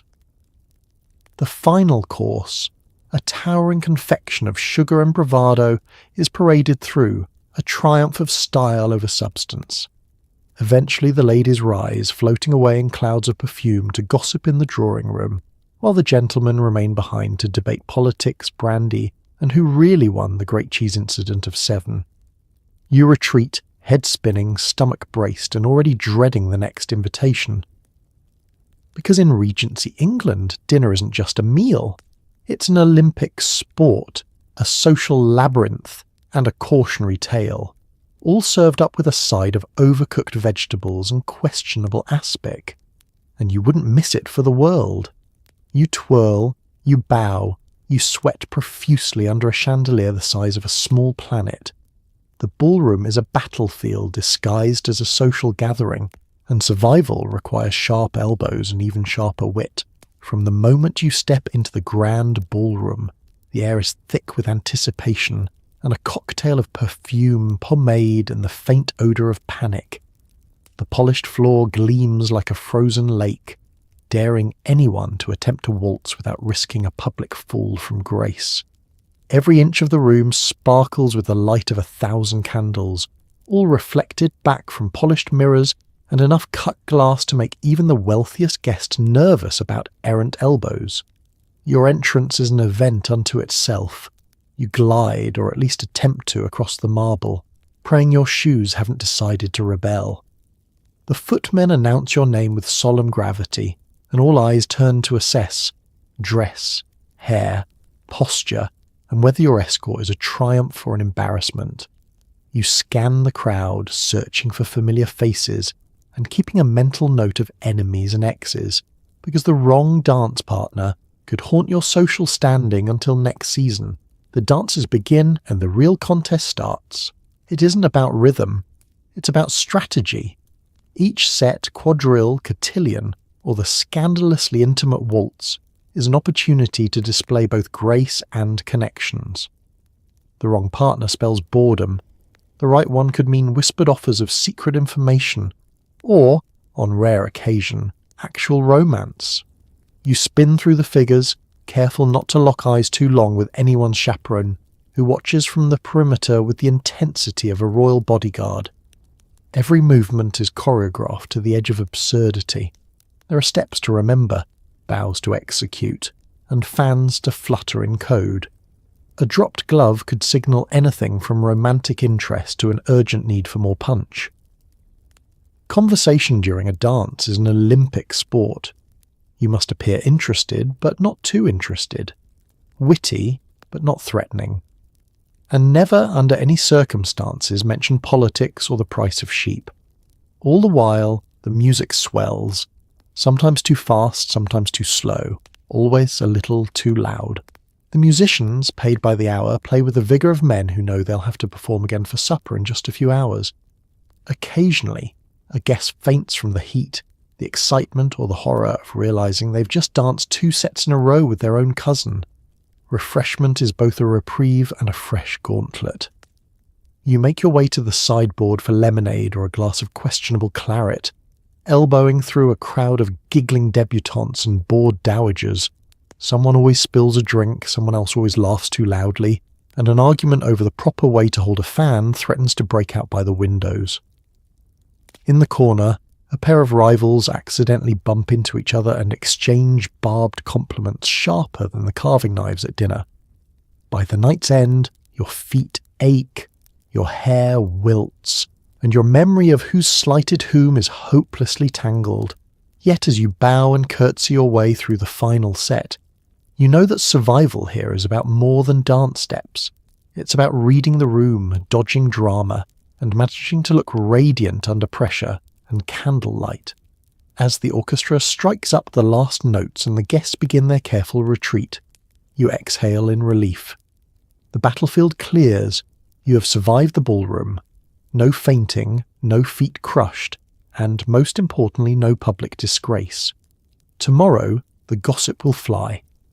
But tonight, you've spun and sparkled with the best of them. In Regency England, the ballroom is the heart of drama, the soul of society, and occasionally the birthplace of lifelong grudges, all in a night's work, beneath that shimmering chandelier.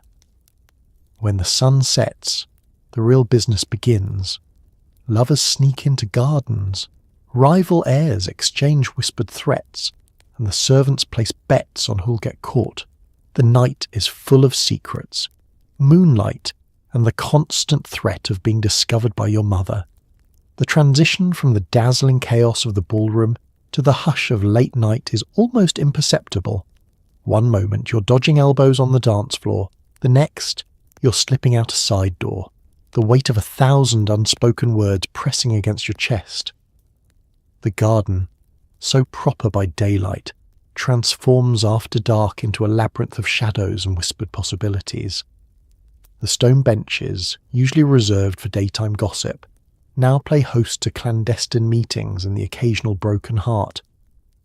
If you listen carefully, you can catch the soft crunch of gravel beneath hurried feet, the flutter of a fan snapping shut in indignation, and the stifled giggles of a couple trying, unsuccessfully, to hide behind a potted laurel. Moonlight glints off a dropped hairpin, evidence of a hasty escape or perhaps the beginning of a love story doomed to be recounted at every family gathering for generations. Meanwhile, the house hums with intrigue of its own. In dimly lit corridors, rival siblings meet to plot their latest strategies, trading barbed compliments and sly warnings. The air is thick with anticipation, and everyone knows the rules. What happens after midnight might be forgiven by dawn, as long as it's not too scandalous or at least not too public. Servants move through this after-hours world with the grace of seasoned spies. The best of them can pass unnoticed through parlours and pantries, overhearing everything and revealing nothing, except perhaps in the sanctity of the servants' quarters, where bets are laid on which guest will be caught in the conservatory, and who will end up having to explain themselves to the family solicitor. For the truly bold, the late hours are an opportunity to negotiate fortunes, plan elopements, or, if desperate, raid the kitchens for leftover cake. There's a kind of freedom that comes with the darkness, a temporary suspension of the endless etiquette and careful conversation that governs daylight hours. Your best friend might morph into a conspirator, an old rival into an unlikely ally, all under the knowing gaze of the moon. Yet danger is never far behind. There is always the possibility of an untimely encounter with a chaperone returning for her shawl, or a well-meaning aunt wandering the halls in search of a misplaced cat. You learn to move quietly, always ready with a plausible excuse, just out for air, Aunt Mildred, and a quick route back to respectability should disaster strike. Sometimes intrigue is unintentional. A toppled vase, a spilled cup of tea, a door creaking at exactly the wrong moment. These small catastrophes can unravel a night's worth of careful planning. Tales of midnight mishaps spread like wildfire, the details growing more outrageous with each retelling. What began as a simple walk in the garden can become by morning a saga involving mistaken identities, runaway horses, and the tragic loss of a perfectly good hat.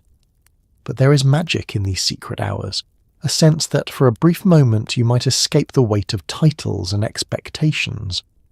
The world is softer, the boundaries blurred, and everyone, just for a while, is allowed to dream. As dawn approaches, the whispers fade and you slip back into the house, smoothing your hair and practicing your most innocent expression.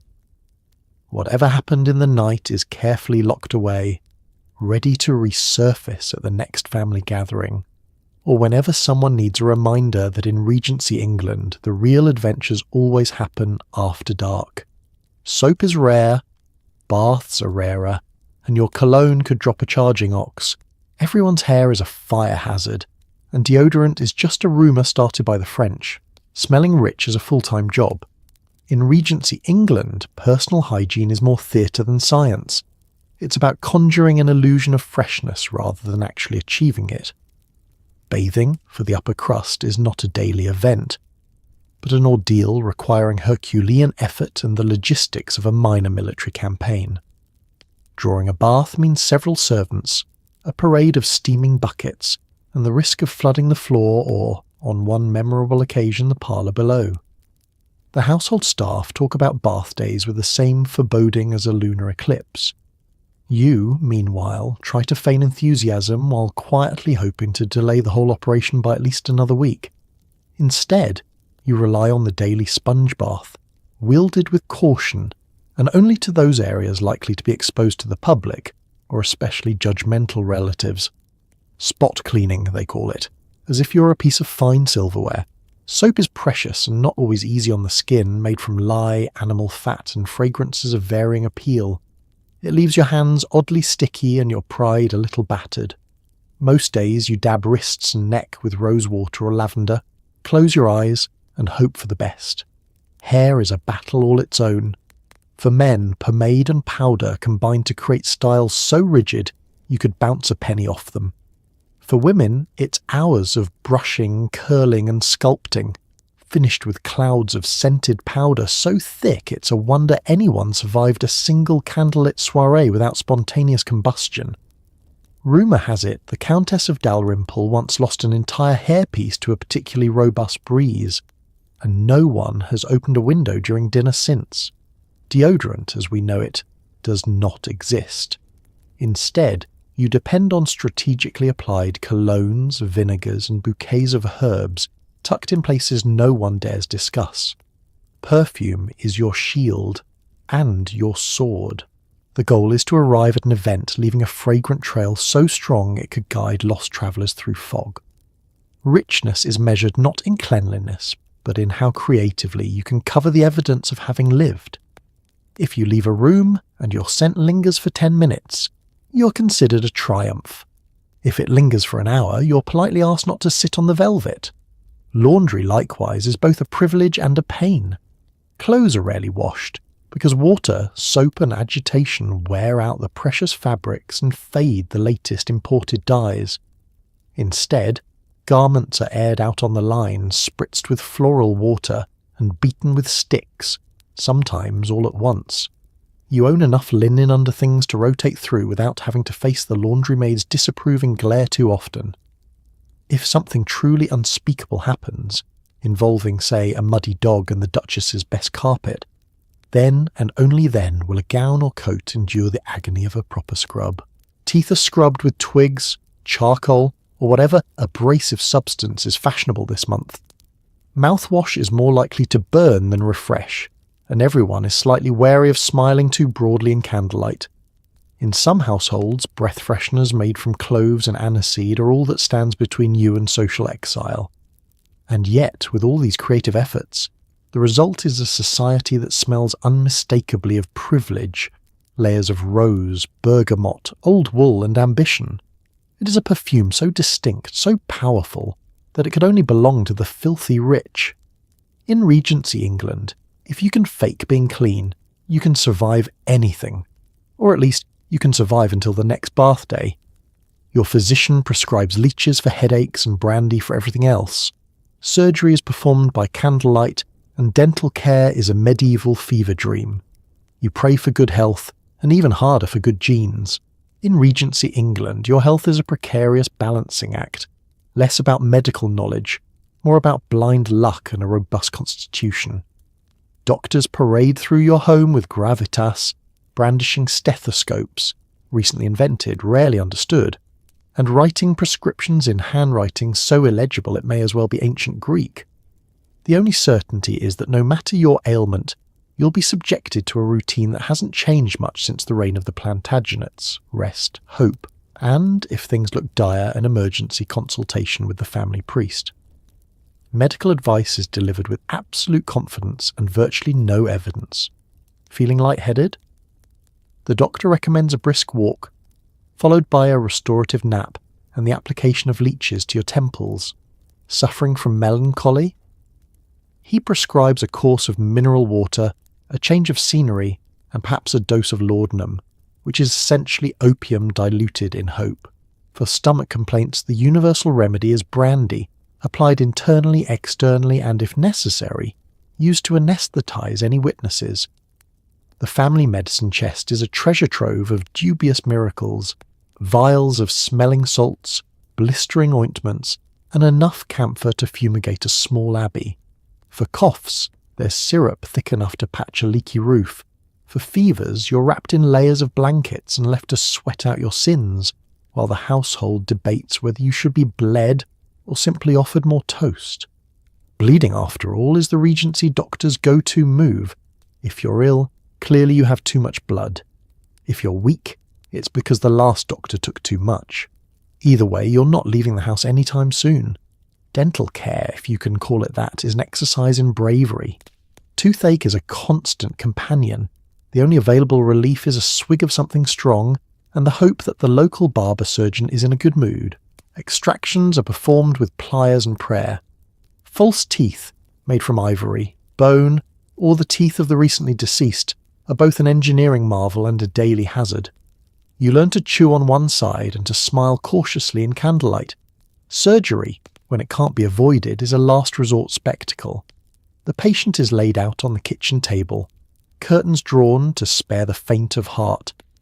Instruments are sterilized by boiling, if you're lucky, or wiped on someone's apron if you're not. Anesthetic is wishful thinking, usually just brandy, a leather strap to bite, and the encouragement of a crowd. If you survive, you're a local legend. If not, the undertaker is already waiting by the door. Preventative medicine, meanwhile, is a charming mixture of superstition and trial and error. You might be advised to carry a sachet of rosemary to ward off bad airs, or wear red flannel undergarments to keep your liver warm. No one really knows why these things work, but no one's willing to risk finding out that they don't. And so, you make your peace with uncertainty. A good set of genes is more valuable than the finest dowry. You hope your ancestors passed down something more robust than gout and weak ankles. Each time you sneeze, someone gasps. Each time you recover, the doctor takes credit, and the household celebrates with an extra round of brandy. In Regency England, survival is as much a miracle as it is a science. So you cross your fingers, sleep with a clove under your pillow, and thank your lucky stars every morning you wake up with all your teeth still in your head. Below the marble floors, the real action happens. The staff work like a finely tuned, slightly mutinous orchestra. They see everything, know everything, and could destroy your reputation over a badly folded napkin. While the family glides above, trailing silk and scandal, the servant's domain pulses with its own energy. The kitchen is a furnace of activity, where the cook barks orders and wields her wooden spoon like a sceptre. Scullery maids scrub endlessly, up to their elbows in a mysterious grey foam of indeterminate origin, while footmen polish silver and daydream about running away to join a less exhausting household. Even the lowest-ranking boot boy has an opinion about your new waistcoat, he just whispers it to the cat. The hierarchy below stairs is as rigid and complex as any peerage. The butler presides with the solemnity of a minor bishop, keys jangling like a warning bell as he patrols the halls. He knows everyone's secrets, which family member sneaks pastries at midnight, who leaves love notes under the wisteria, and what really happened to the missing soup tureen. The housekeeper, equal in power and even sterner, rules her domain with a look that can shrivel an undercooked pudding at 30 paces. Her staff moves in perfect unison, driven by a heady mix of terror, loyalty, and the distant dream of one day running their own immaculate household, or at least one with fewer stairs. Meals below stairs are less formal but no less competitive. Gossip is the main course, served hot and fresh at every opportunity. The servants know who's in debt, who's in love, and who's in trouble, long before any member of the family suspects a thing. Nicknames abound, Lady Sleepwalker, Sir Sniffles, Miss Marmalade, and no blunder goes unnoticed. A single mislaid handkerchief, a stained cravat, or an errant lock of hair is enough to spark hours of spirited speculation, and woe betide the family member who forgets to tip at Christmas. Tales of their stinginess will echo through the servant grapevine for years. The young maids giggle about the youngest son's attempts at poetry. The footmen have a running wager on which guest will faint first at the next ball. In the quiet moments, the cook swaps recipes with the gardener, who in turn keeps a sharp eye out for wandering sheep, mysterious visitors, and the ongoing war against moles in the rose garden.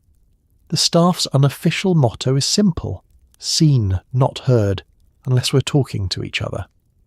They move like ghosts at banquets, refill wine glasses before anyone realises they're empty, and clear away chaos after every gathering with a speed that borders on supernatural. They manage everything from minor catastrophes, the pugs have escaped again, to major crises, Lady Featherstone's hat is on fire, with barely a flicker of emotion. But make no mistake, this is not a life of mindless drudgery. The servants have their own traditions, superstitions, and celebrations.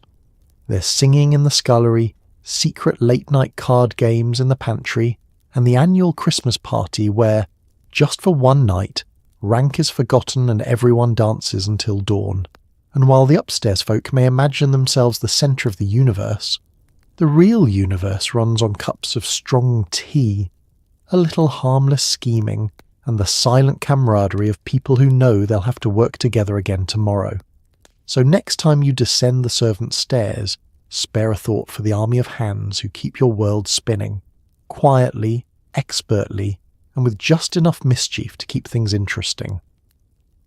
In Regency England, the line between order and chaos is measured in folded napkins, polished boots, and the stories whispered behind every closed door. As midnight approaches, you slip into sleep with a final cup of spiced wine, a last perfunctory prayer, and a dozen superstitions to keep away ghosts, thieves, and nosy aunts. Tomorrow it all begins again, if you survive the night without accidentally burning down your own four-poster bed. Bedtime in Regency England is an event in itself, attended with nearly as much ceremony and anxiety as a royal wedding. Your day's finery is peeled away layer by layer, revealing the simpler, softer undergarments of night, linen, flannel, or, if you're feeling especially luxurious, silk. A maid stands by with a warm nightgown, careful not to let the fabric brush the fireplace. Last winter's disaster is still a favourite subject of servant gossip. Next comes the time-honoured ritual of making the bed, a procedure involving at least 2 servants, 1 feather mattress, 3 or 4 blankets, no one quite remembers how many, and a multitude of pillows. Each is plumped, fluffed, and arranged with the care of someone packing the crown jewels. The goal? To create a sleeping environment as soft as a cloud, though, in practice, it usually feels more like a slightly lumpy fortress with unexpected cold spots. Of course, no Regency sleep is possible without a brief consultation of household superstitions. You might request that a sprig of lavender or rosemary be tucked beneath your pillow to ward off nightmares and miasmas. The curtains are drawn tight, partly for privacy, but mostly to keep out the wandering spirits and the chilly draughts that slip under doorways after midnight. A shoe is left pointed toward the window, a time-honoured trick for confusing mischievous ghosts or over-enthusiastic burglars. You pause for a quick prayer, recited from memory and tailored to the concerns of the day, gratitude for surviving another dinner party, a plea for Aunt Hortense to forget your unfortunate comment about her poodle, and a desperate hope that the mice will steer clear of your slippers tonight. A final glance around the room ensures that the candle is snuffed.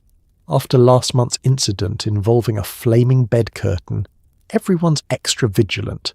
Still, the faint scent of singed linen lingers, a smoky reminder that bedtime here is never entirely free from danger.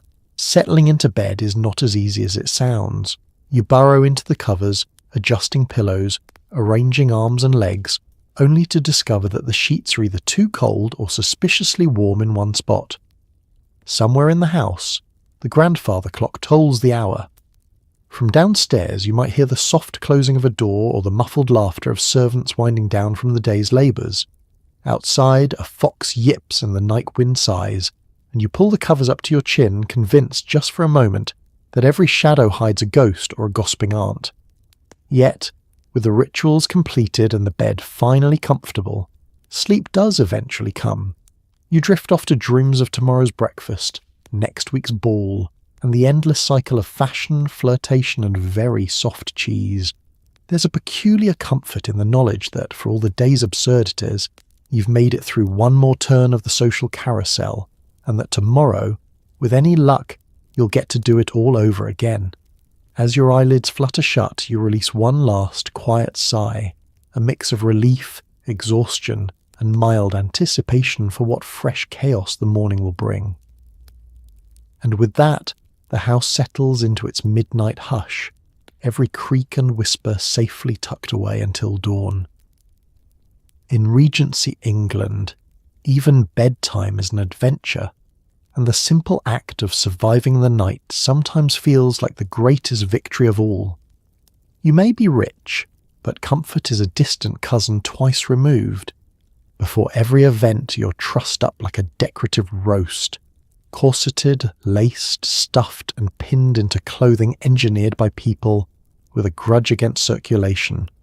Breathe too deeply, and you risk a wardrobe malfunction that could make tomorrow's gossip columns. The price of beauty? Occasional fainting, daily suffering, and a deep spiritual longing for sweatpants. In Regency, England, fashion is not just about looking good, it's about demonstrating your willingness to suffer in silence for the sake of society. Getting dressed is less a simple morning routine and more a feat of athletic endurance and psychological warfare.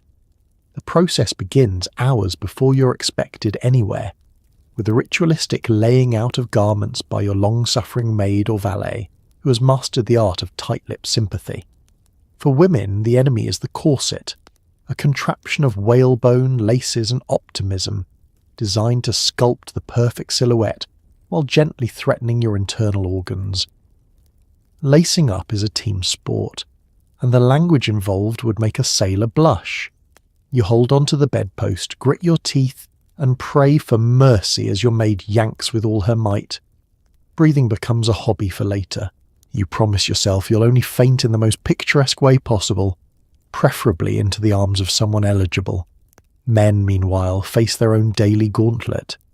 Cravats, those infamously complicated neckcloths, are the bane of any well-dressed gentleman. There are entire pamphlets devoted to their proper tying, and the current fashion demands at least 17 distinct folds, all achieved with trembling hands and a healthy dose of existential dread. If your cravat is too loose, you'll be deemed sloppy, too tight, and you risk a swoon before the first course is served. Either way, the neckwear will haunt your dreams.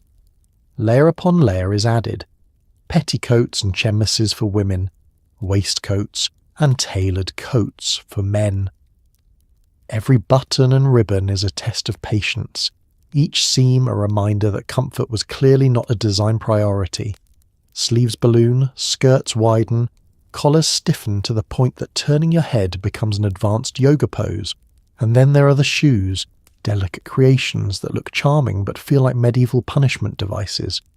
You teeter through the halls, each step a gamble between style and survival. The effort doesn't stop at clothing. Hair must be curled, powdered, or pomaded into shapes that defy the laws of nature. Women endure hours under hot irons, hairpins multiplying like rabbits until your scalp resembles a fortified hedgehog. Men sit stoically while their barbers plaster on enough product to turn a light drizzle into a major engineering crisis. All of this is topped with hats and bonnets so large they could double as lifeboats in an emergency. Accessories are another minefield. Gloves must fit perfectly, snug enough to show off your slender fingers, but not so tight that you can't accept a dance card or, in desperate times, a second helping of cake. Fans, parasols, reticules, fobs, and walking sticks each come with their own unspoken rules, violations of which may result in the sort of social disgrace from which few ever recover. Yet, despite the agony, everyone perseveres. You bear your corset marks and chafed neck with the pride of a battle-scarred veteran, trading stories of wardrobe malfunctions and fashion-induced injuries like war tales. Comfort is sacrificed at the altar of appearance, and all the while, deep down, you nurture a private fantasy of one day slipping into something soft, loose, and blissfully ugly. In Regency England, looking good is a triumph of willpower over anatomy. You may not be able to sit, breathe, or turn your head, but you'll be the best-dressed person gasping for air in the room. And isn't that, after all, what really matters? Being wealthy in Regency England means treating minor insults like declarations of war. Did Lady Harrowby accidentally spill tea on your new gown? Was your invitation to Lord Butterfield's soirée mysteriously lost in the post? Every day is a fresh opportunity for a strategic snubbing, elaborate revenge, or an all-out feud that future historians will pretend to care about. You might think that with so much wealth, leisure, and fine wallpaper to distract them, the upper crust would have little time for drama. On the contrary, society's true pastime isn't dancing, nor dining, nor even shopping for hats with the circumference of a carriage wheel. It's the subtle art of social warfare. Every interaction is an opportunity to score points, collect grudges, and one-up your neighbours in ways that will be discussed and embellished for years to come. Petty rivalries are the lifeblood of Regency society. They thrive on slights real and imagined, and the tiniest perceived insult is enough to set the entire social ecosystem aflutter. A snub at the assembly, a delayed return visit, a less than enthusiastic compliment on a new hairstyle. Each is ammunition in an endless, bloodless battle. Invitations become weapons. To not receive one is to be publicly erased, your absence noted, whispered about and analysed until it takes on the proportions of a national scandal. And heaven help you if you're the instigator. Accidentally forgetting to greet someone at the opera, or offering an obviously regifted bonbonniere as a hostess gift are strategies as old as powdered wigs. The rules are unwritten but ruthlessly enforced. Feuds can last for years, quietly simmering beneath the surface. Your mother might still hold a grudge against Lady Pomeroy for wearing the same shade of lilac at a ball in 1798. Revenge, when it comes, is served at room temperature, usually alongside a dry remark and a plate of tepid aspic. Social sabotage is an art form. The placement of dinner guests, the order of introductions, the timing of letters, all are calculated for maximum effect. If your rival is seated next to an eccentric aunt with a tendency to recount embarrassing childhood stories, so much the better. You might accidentally praise a rival's gown for its daring use of colour, knowing full well it clashes with every rug in the drawing room. Sometimes the feuds go public. A whispered remark becomes a rumour becomes an anecdote, and suddenly everyone is discussing the unfortunate incident of the toppled centrepiece or the scandalous behaviour at last year's garden party. The true professionals know how to fan these flames just enough to keep things interesting without letting the entire house burn down. Of course, there are alliances too, temporary, shifting, as fickle as the weather. Today's confidant might be tomorrow's adversary. You trade secrets like currency, never forgetting that the friend you're gossiping with now might be the one to spread your story next week. There is an unspoken respect among those who play the game well. A nod to a cleverly timed compliment, a private smile at an especially artful snub. For the uninitiated, all this can seem exhausting, even dangerous. But for those born into it, social warfare is simply another facet of daily life. It gives texture to otherwise dull afternoons, and purpose to endless rounds of calls and correspondence. Besides, what's the point of having the best china, the most opulent carriage, or the fluffiest peacocks if you can't wield them like the arsenal they are? And so, the rivalries continue, generation after generation. Small wounds nursed, victories savoured, humiliations quietly avenged. One day, future historians will puzzle over a furious feud sparked by nothing more than a misplaced glove or an ill-timed yawn. But in Regency England, it's all perfectly normal. After all, it wouldn't be high society if everyone actually got along. You can afford a carriage, a coachman, and horses with names fancier than most people's children. But travel is still a medieval obstacle course. Muddy roads, suspiciously aggressive geese, and wheels designed to snap at the most embarrassing moment. Arriving fashionably late is easy when the universe and your footman are both in on the joke. In Regency England, the concept of travel is seductive in theory. A gleaming carriage, a team of glossy horses, a footman so impeccably dressed you suspect he might actually be royalty in disguise. The reality, however, is something closer to a rolling endurance test that would make a modern commuter clutch their train ticket in terror. Your carriage is a symbol of wealth, certainly, but also an ongoing reminder that engineering is at best an optimistic science. First, there's the preparation. No one simply leaves the house. There are trunks to be packed, reticules to be coordinated, snacks to be procured, and arguments to be had over the precise number of bonnets required for a 2-day journey. The household is thrown into mild chaos as the coachman loads and reloads the luggage, muttering about balance while your great-aunt insists on bringing her own travelling teapot, a portrait of her late spaniel, and an alarming number of ginger biscuits for the nerves. Once aboard, you settle into the upholstered interior, convinced, briefly, that this will be an elegant, relaxing ride. Within moments, reality sets in. The springs creak ominously. The carriage rocks side to side, threatening to spill you onto your neighbour's lap with every rut and stone. You cling to the window strap with one gloved hand, the other clutching a handkerchief scented with hope and eau de cologne. The roads themselves are a patchwork of hope and mud. In summer, you're dusted from head to toe, left blinking like a confused owl every time you disembark. In winter, the wheels sink into muck deep enough to lose a shoe, or a small cousin if you're not careful. Bridges creak, puddles conceal bottomless chasms, and every turn holds the promise of a flock of geese who have claimed right of way and aren't afraid to fight for it. Meanwhile, your coachman, selected for his loyalty and indifference to disaster, narrates the journey in gruff asides. That's the third wheel I've seen off this week, milady. We'll be right as rain, provided we don't hit any sheep. The footman, perched perilously on the back, is responsible for leaping down to chase off livestock, repair minor catastrophes, and, on especially unlucky days, lift the entire coach out of a particularly tenacious rut. All this while maintaining the appropriate posture and looking just unimpressed enough to maintain the family's dignity. Inside, travel is a social event. You're squeezed between relatives, aunts fanning themselves and children asking, "Are we there yet?" at 30-second intervals. Someone is always slightly ill, someone else is always faint from hunger, and a third person insists on opening the window just as you pass a particularly fragrant stretch of countryside. For longer journeys, boredom sets in and parlour games begin.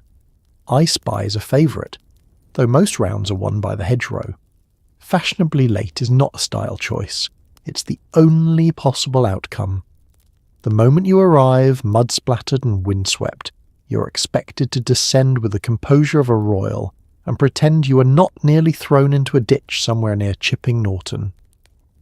The host smiles knowingly. After all, they too have stories of wheel mishaps, lost hat boxes, and heroic battles with aggressive farm animals. Still, there's a peculiar thrill to Regency travel. You've seen the countryside, battled the elements, survived aggressive geese, and made it to your destination in only minor disarray. You gather your skirts, square your shoulders, and prepare to tell the story at supper, leaving out, of course, the part where you nearly lost your bonnet to a particularly vengeful duck. In Regency England, travel is proof that arriving at all is half the adventure, and if you make it fashionably late, well, that's just tradition. Owning land sounds glamorous, right up until you have to deal with tenants, leaky roofs, and an accountant who keeps sighing at your accidental overdrafts. Your idea of estate management? Delegating everything and hoping nobody notices you can't read a crop report. Congratulations, you're the backbone of the British economy. No one's impressed. In Regency England, land is status. Acres equal influence, and a grand estate is a ticket to the upper crust of society. From a distance, the life of a landowner glitters with promise. Sweeping views, endless parties, and the soft sound of coin trickling into your coffers. The reality, however, is a never-ending stream of problems disguised as matters requiring your attention. If only you could attend to them without ever leaving the drawing room. The daily ordeal begins with the estate steward, a man whose patience is rivaled only by his capacity for tea and quiet disapproval. He arrives every morning with a ledger the size of a family Bible, and the expression of someone who knows exactly how many chickens have gone missing, and precisely who to blame. The steward's reports cover everything from the state of the hedgerows, unruly, to the price of barley, alarmingly unpredictable, all delivered in a tone that suggests he'd much rather you not interfere. Then there are the tenants, dozens of families whose names blur together after the first page of the rent roll. They're a hardy, persistent lot, adept at creative explanations for late payments and the sudden disappearance of sheep. Every so often you're required to tour the cottages, nodding sympathetically at leaky roofs and crumbling chimneys, while promising repairs you'll promptly forget to authorise. If you're especially unlucky, the visit coincides with improvements to the outbuildings, meaning you risk being cornered by an enthusiastic bailiff eager to demonstrate his new manure spreader. Repairs, of course, are endless. Roofs leak, fences collapse, and the kitchen garden, once the pride of the estate, now resembles an overgrown experiment in botanical chaos. Contractors arrive in droves, each with a different hat and a unique interpretation of reasonable cost. You approve plans with a flourish, sign cheques with a sigh, and develop a fondness for the phrase, "Let's leave that to the steward, shall we?" There's also the matter of the household accounts maintained by an accountant whose primary hobby is sighing dramatically as he lays out your monthly expenditures. A new carriage, sir, 2 in fact, and this bill for imported pineapples. You smile, offer him a biscuit, and make vague promises to review expenses. Secretly, you hope your next card game will erase all memory of this conversation. Crop reports arrive at irregular intervals, covered in cryptic notes and references to blights, droughts, and the mysterious threat of weevils. You flip through them with the confidence of someone who's never seen a wheat field up close. Instead, you rely on the trusted wisdom of your staff, delegating every important decision with a cheerful, excellent, do whatever you think best.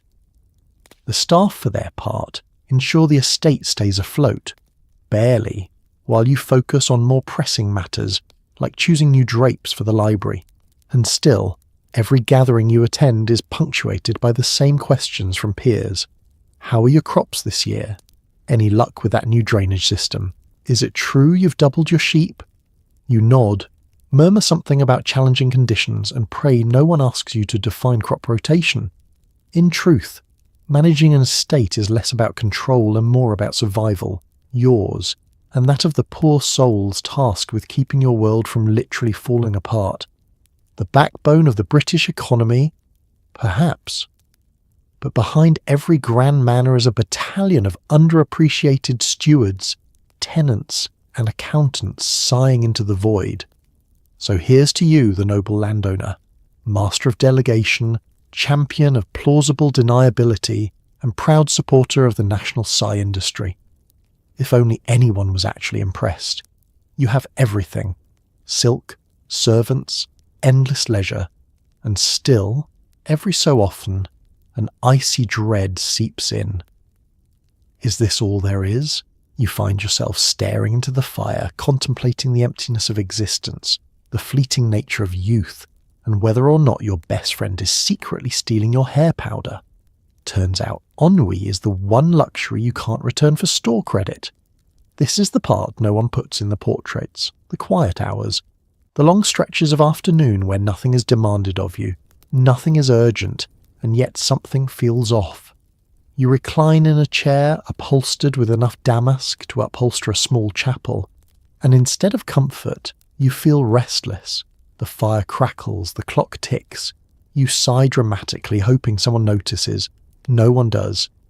In Regency England, boredom is a chronic condition, especially among the wealthy. You've exhausted every sanctioned amusement. You've walked the grounds, you've hosted the dinners, you've played the cards, attended the balls, flirted appropriately, shopped excessively, and napped professionally. And now here you are again, wrapped in luxury and mild despair, wondering if this strange heaviness in your chest is philosophical insight or just indigestion from too many sponge cakes. Melancholy becomes fashionable. People speak of it in hushed poetic tones, as if sadness itself were an accessory, something to be worn with a thoughtful expression and a well-cut coat. You read gloomy poetry aloud, pausing meaningfully between lines, hoping it explains whatever it is you're feeling. It doesn't. But everyone nods politely, which helps. Sometimes you imagine a different life, something simpler, something involving purpose. You toy with the idea of charity work, then immediately feel tired. You consider learning a new skill, like painting or playing the harp, but abandon the thought halfway through because it sounds suspiciously like effort. Besides, someone else might already be better at it, and that would be devastating. You pace the room, you sit again, you stare at the fire some more. The flames dance, the shadows stretch, and your thoughts wander into dangerous territory.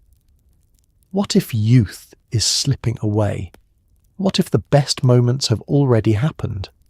What if everyone else secretly knows something you don't? What if this is the worst one, this is it? The servants, sensing a mood, bring tea. Tea helps, briefly. Then the thoughts creep back in, quieter now, but persistent. You wonder if your life has meaning beyond social calls and perfectly folded napkins. You wonder if history will remember you as anything more than present at many events. You wonder if your portrait looks slightly disappointed in you. This existential dread is inconvenient. There's no proper etiquette for it. You can't faint over it or cure it with brandy, though people certainly try. Doctors recommend fresh air. Relatives recommend marriage. Friends recommend pretending it doesn't exist and scheduling another party. All excellent advice, none of it effective. And yet this quiet dissatisfaction is everywhere. You see it in the eyes of others across the drawing room, flickering briefly before they smile again. You hear it in the sighs between conversations. You feel it settle in during the late hours when the house finally goes still and there's nothing left to distract you from your own thoughts. So you do what everyone else does.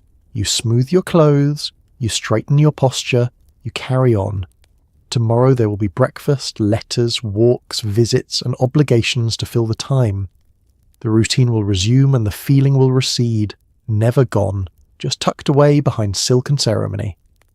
Because in Regency England, luxury can buy comfort, status, and beauty, but it can't buy purpose, and it certainly can't buy peace of mind. That, apparently, is extra. So tonight, as you melt into your mattress, hopefully free of mysterious lumps, damp sheets, or distant sounds of servants wrestling with chamber pots, take a moment to appreciate just how spectacularly ordinary your modern comforts really are. Because, let's be honest, surviving a single day as filthy rich in Regency England required more luck, patience, and powdered wigs than most of us could ever muster. You've endured corsets that doubled as medieval torture devices, social rules with the flexibility of a brick, and breakfast where the main course was anxiety. You've tiptoed through gossip, duels of wit, and at least 3 forms of passive-aggressive family warfare, all before tea time. You've been powdered, perfumed, and judged by a committee of pugs. But you made it. You survived scandalous rumours, avoided fainting at the dinner table, and somehow kept your cravat straight through the existential dread that comes from having more money than happiness. The truth is, even for the wealthy, Regency life was a dizzying dance, equal parts absurdity, boredom, and genuinely impressive resilience. And it turns out being pampered by a legion of servants doesn't protect you from bad luck, bad hygiene, or the sudden realization that you'd trade it all for a real shower and a pair of sweatpants. So as you drift off tonight, nestled in clean sheets with your favourite pillow and maybe a fan humming quietly in the corner, spare a thought for the brave souls of history who endured itchy stockings, judgmental aunts, and endless etiquette. Because history may be ridiculous, uncomfortable, and occasionally tragic, but it's also proof that humans, no matter how rich, will always find something to complain about, laugh about, and eventually be grateful for. May your dreams be free of social obligations, powdered wigs, and surprise dinner guests. Good night, and sleep well.